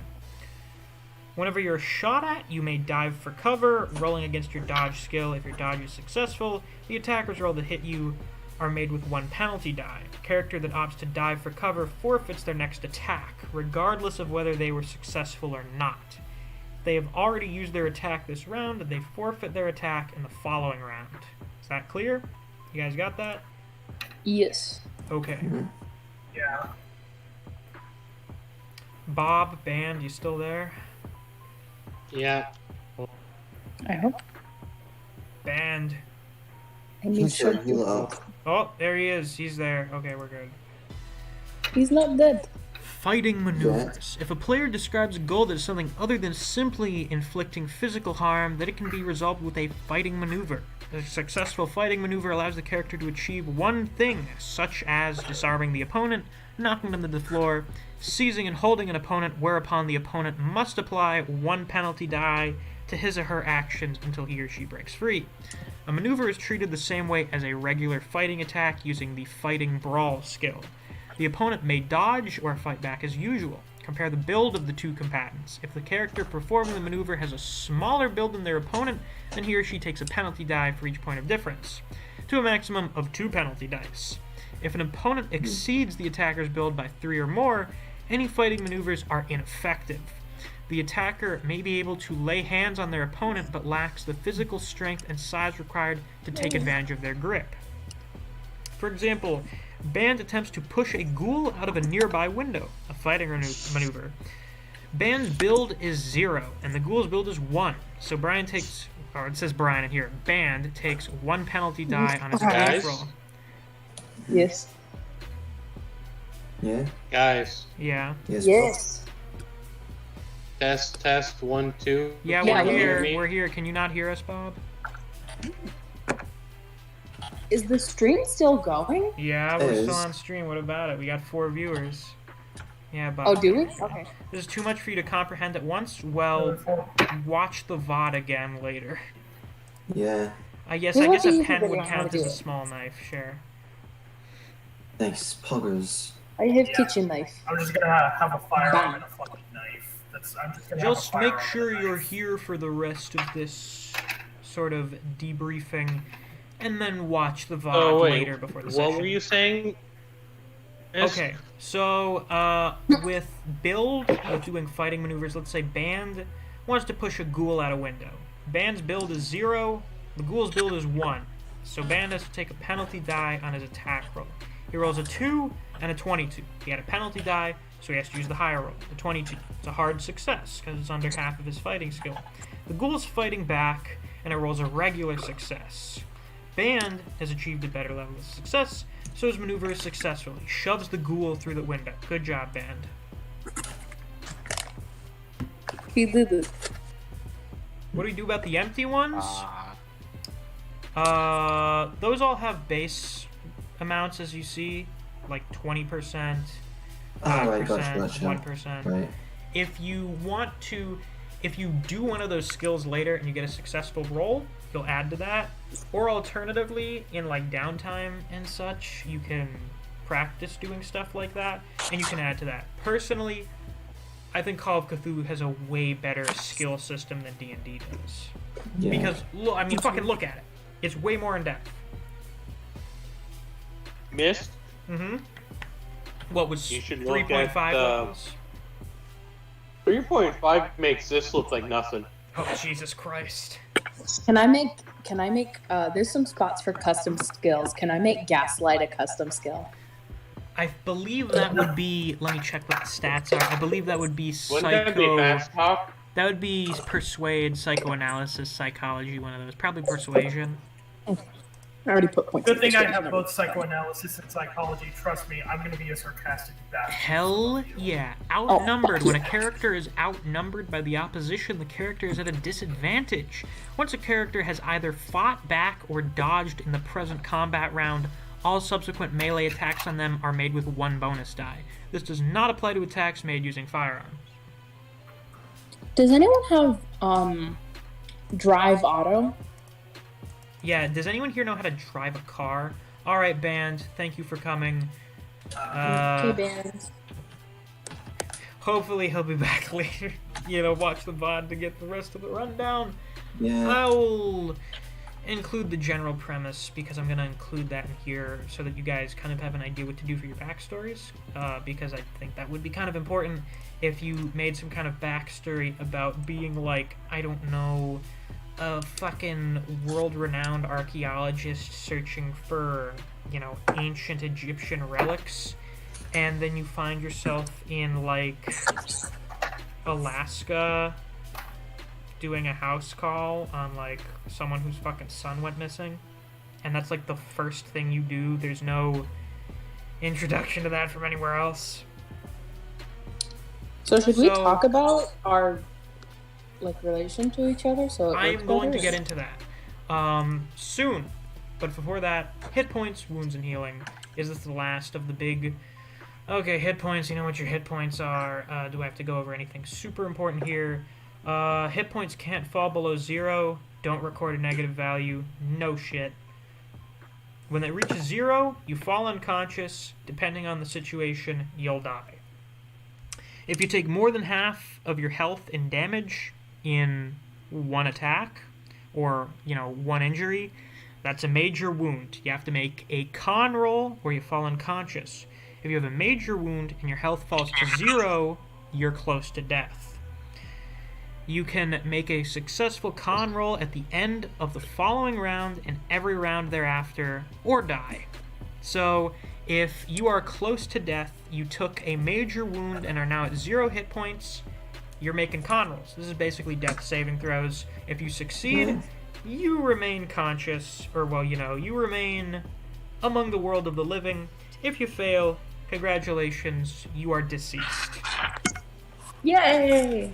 So there's no 3 points for death saving throws. If you fail and you're on death's door, you're dead. You have passed away. Rip. Only successful use of the first aid skill can alleviate the dying condition. Characters without a major wound heal 1 hit point per day. Characters with a major wound make a healing roll using con at the end of each week. If successful, they regain 1d3 hit points or 2d3 for an extreme success. The major wound condition is removed if either an extreme success is rolled or current hit points are healed to half their maximum value or greater. So basically, you know how in D&D you go to bed for the night and you get all of your hit points back? Nope. Well, in 5e, yes. Yeah, in 5e. In 3.5? Oh my god, I have been eviscerated by a dragon. But with a good night's sleep, I'm A-okay. Yeah, in Call of Cthulhu, if you get, I don't know, shot in the stomach or something, if you get shot in the fucking shoulder, I do find it funny. if you get, I don't know, shot in the stomach or hit by a car, you are not going to be in good condition for a while. Because you're a normal person. Yeah. I don't need to say something. 3.5. In 3.5, you gain back 1 hit point a night. Nice. With a long rest. Excellent. But here's the thing: the hit points you can get in 3.5 means, I have 20 or 30 hit points or whatever. Oh, I lost 10 or more. Well, I'm not going to be able to be at full health unless I have a cleric heal me. I see. Mending. Yeah, there you go. Unfortunately, none of you are robots, so getting cut in half will be fatal. We'll get into fatal forms of damage in a But minute. will it be though? Let's see. Yeah, I already went over that. First aid can heal 1 hit point. If first aid is used on a dying character, it does not confer any immediate gain in hit points, but extends the character's life so that the medicine skill can be used. Medicine can heal 1d3 hit points, but takes at least 1 hour and appropriate equipment and supplies. If medicine is used on a dying character, it does not confer any immediate gain in hit points, but allows a healing roll at the end of 1 week. So, first aid is what first aid is supposed to be. If you get, like, fucking shot in the leg or something, or you get a slash on your arm, first aid is intended to, you know, apply bandages to the wound, stop the bleeding, things like that. If someone is seriously injured and dying, that is intended to stabilize them long enough that they can get actual medical attention.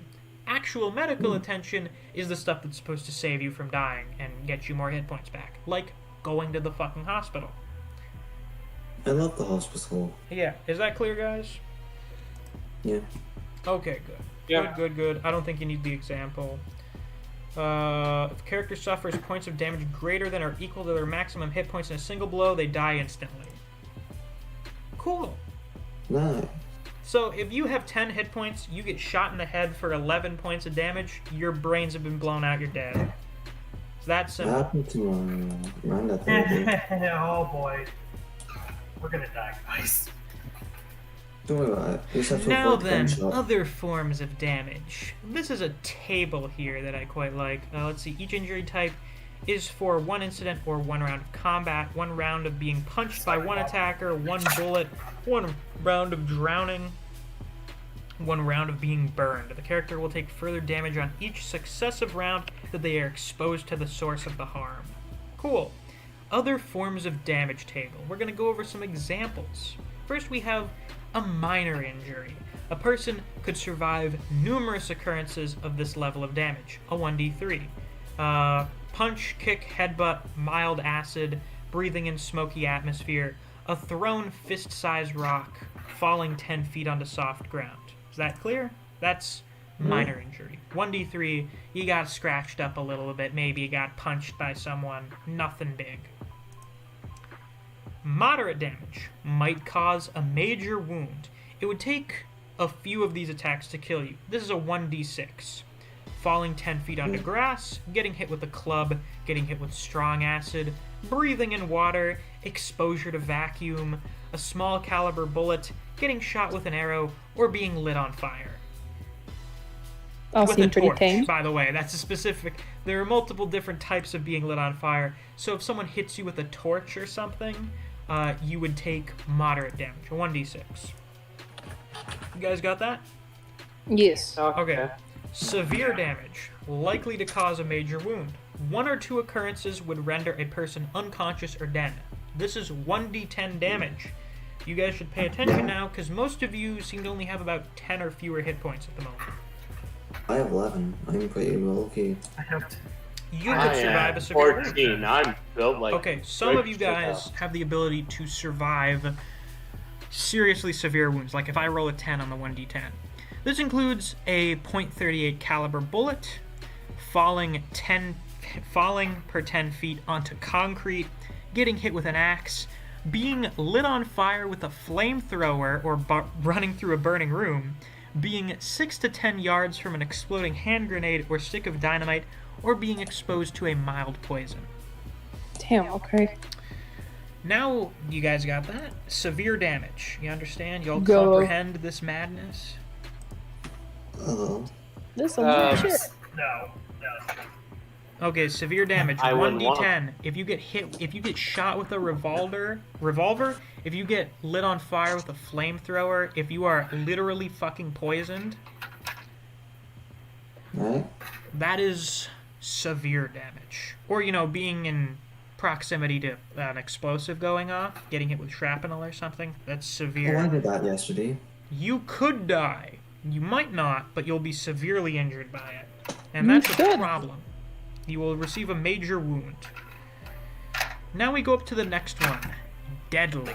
The average person has a 50% chance of dying. This is a 2d10. Oh no. If I roll high on one of these, all of you will die. That's why it's deadly. Examples of this include being hit by a car going 30 miles an hour, being 3 to 6 yards from an exploding hand grenade or a stick of dynamite, or being exposed to a strong poison. You guys got that one? If you get hit with a 2d10, you're probably gonna die. Okay, but what if we are built different? If you well, you may get lucky, and I'll roll a 2 on the 2d10. Yeah, what if you have Minority World? Then you just get really lucky. Can you imagine getting fucking hit by a hand grenade and only taking like 2 damage? That would be nuts. That would be stupid luck shit right there. That would be so funny. Alright, now, Well, next damage type. Terminal. Outright death is likely. 4d10 damage. Examples of this include being hit by a speeding car, being within 3 yards of an exploding hand grenade or a stick of dynamite, being exposed to lethal poison. I don't think that one really needs a lot of explanation. You would die from all of those, right? Explain it. Okay, terminal damage is when you are in such a situation where you will almost definitely die unless you are absurdly lucky. Yeah, So like getting hit by a car going 60 miles an hour. Or seeing, oops, wrong server in a miscellaneous chat. What? Yeah. God, I'm still shocked at Cryptic. Oh, Cryptic. Hey, I'm gonna strike on Cryptic, just saying. You can be extremely lucky to get high health. Hell yeah. Don't strike on Cryptic, I think he's funny. Now then, if you guys understand terminal injury, time Yes. for the final injury type. Splat. Outright Emotional death is injury, almost oh certain. my god. It is called splat. Lovely. As in, what does splat do? Fell off of a skyscraper, splat. 8d10 Oh my God. damage. Outright death is almost certain. Being involved in a high-speed, head-on collision. You know, the type that sends you flying through your windshield. Or alternatively, and this is my favorite example, being hit by a train. Happened to me the other day. Also, technically, you can be absurdly lucky. Indeed. The fact that Oh my it's a God, you could dice get all roll one. means that's why it's almost certain. I could roll 8 d10s and roll 1s on all of them. Where you get like fucking clipped by the train. Your ribs are all broken. Your legs are fucked. You may have lost your legs, but you're not dead yet. Not yet. You can get absurdly lucky, but it's very unlikely that you would Yeah, survive. you get hit by It a is a train very and then, tiny percentile chance of survival. Look, if you get hit by a train, you can just rebuild yourself as a cyborg. It's fine. Yeah, of Yo. course. Cyborg. From So- the 1920s. Yeah. Yeah, and? Let me Like all make cyborgs. sure I understand exactly how to sell this scenario to you guys, okay? Jesus. Don't splat us, please. I'm gonna get splatted. It's 100%. 1920. Yeah, severe damage is falling down the stairs because the pizza's here. Yeah.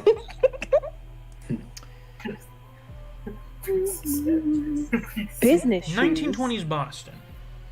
You're going to be hired to investigate an old house that's rumored to be haunted.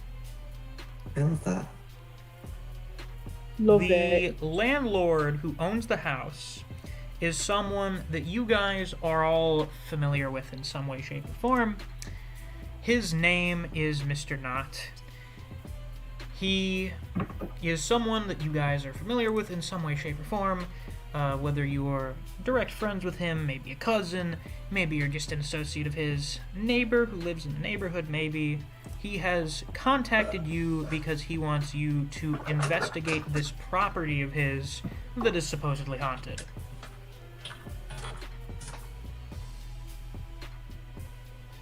Scooby-Doo, but we're going fucking insane.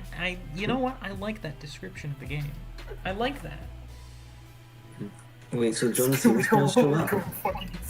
Huh? What's that, Neve? So John Cena's gonna show up? Yeah, obviously. Yeah, John Cena's gonna Yeah, that's show an up. actual thing. That happened twice. So, there you guys go. You know a landlord. You know a landlord, he owns a house, it may be haunted, you can't get people to live in a haunted house unless they're really fucking desperate. So he needs you guys to go in there, check the place out, make sure there are no ghosts or goblins or whatever haunting the place. And that's the gist. You guys will get more in-depth information when we do our session on Wednesday, but I feel like that's the adequate amount that you need to know to kind of make sure your backstory makes sense. Of course, right. Mr. Knott. Your friend Mr. Knott and his haunted property. I see. Oh boy. That eldritch horror abomination ensues. Now, my recommendation for you is to remember it's the 1920s, it's Boston. You should probably have a character that makes sense for being there in some way. Think of why they are there, why they're in whatever profession there is, and how and why they know Mr. Knott. And I can... Neo, we're still duoing, right? Yeah, if you're going to duo, you really just need to have be a professor. With journalist, it gives me this photography skill. Was photography common in the 1920s? They had photography. If you were a journalist, you would probably own a camera. Let's see what a 1920s camera looks like. I don't know how realistic it is for a female Japanese professor in America, but yes, you would have one of these big, dumb, ridiculous accordion cameras that you would need to like. Oh, good, those, yes. The ones that have like the big fucking phosphorus flash when you use it. You know, the big flash, it like literally uses... No, there are a few black people. It is Boston, so they're in the north. That's a flashbang. Yeah, basically there's a fucking flashbang that it sets off. Yeah, you can blind a fucker with that, but if you are like a newspaper journalist who gets photographic evidence, you would use one of those.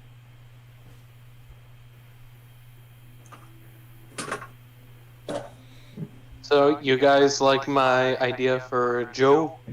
I do like Joe. What's your idea what's for Joe? Joe's intelligence stat? What's Joe's intelligence? Yeah. Okay. So for his stat distribution, he has 70 in strengths, 60 in con, oh yes, 50 for dex, 50 for intelligence, 80 for size, 60 for power, 40 for appeal, and 50 for education. Not bad, actually. Uglier. And he's a hobo?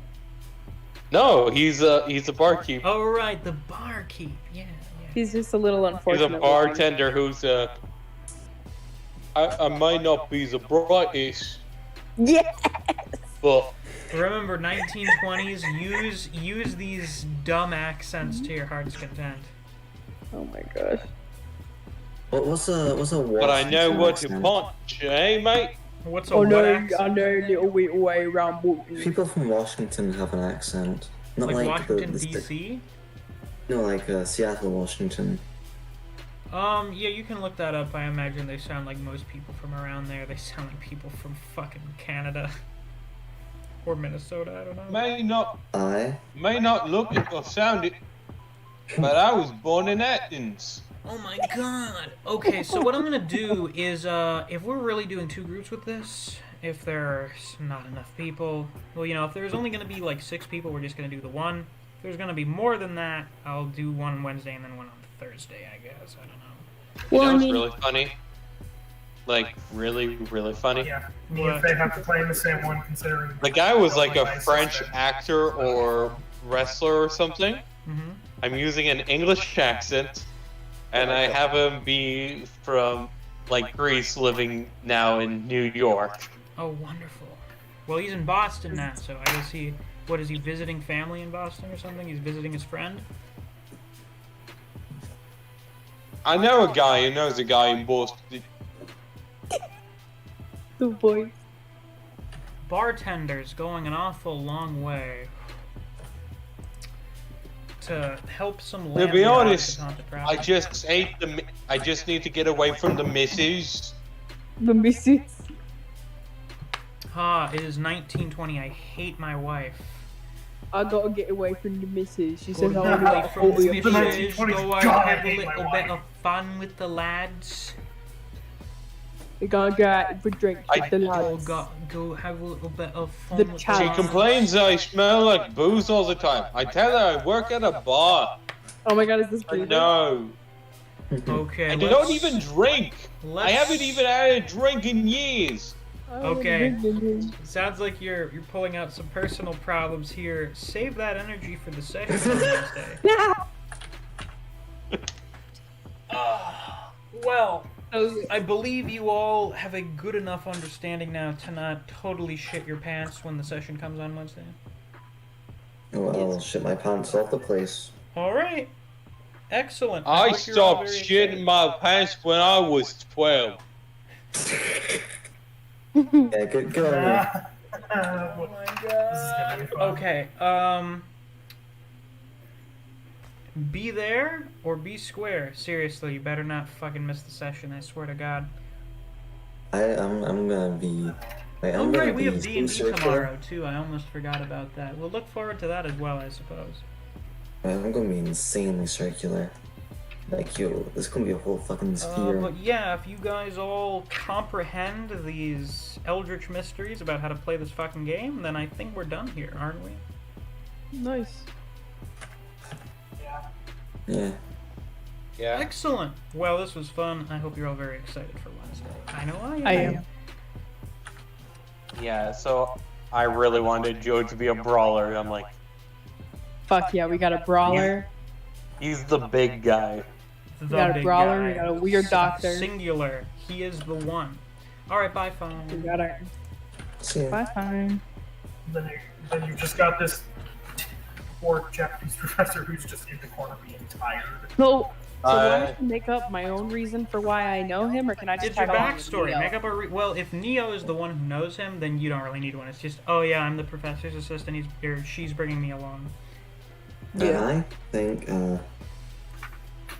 It could be This- literally okay. anything. You're a friend, relative, coworker, neighbor, any way you can conceive of for him to have a reason to be like, hey, I need some help with this. I'll pay you guys for doing some work. I think this Knots guy gonna be a businessman friend of I ours. also, I purposely Like, gave her like 50 in a cult just so she's just kind of interested in occult shit. This is Ooh, very ghost cute. spooky. I gotta go check that out. Oh my god, I'm just watching this now. I can't imagine doing this shit for 24 fucking hours. Can you send me the name of the podcast you were watching? Because I'm curious. No, because I don't want you to get spoiled on some of the stuff I'm gonna be doing. Oh, okay. Then can I have it after? I will send it to you after we do this first module, because then you can watch the episodes about that module. Which I think I'm gonna go back and watch after this, actually. It's been a while. Oh, well, yeah. Been a while. But yeah, I guess that's all for tonight's stream, people. I hope you enjoyed. I know the viewer count has been nearly non-existent for the last 2 hours. Oh, that's right. We're streaming. Oh, yeah, we are. That's so published. I don't really have much of an outro to do. I guess I'll see you guys in a few days with Kengan. Yeah. Bye. Thanks, Bye. Dominic. Everybody say bye. Bye. Bon voyage, mate. Bye. Get the fuck out of here, bitch. Shart Wheeler. Sussy. And so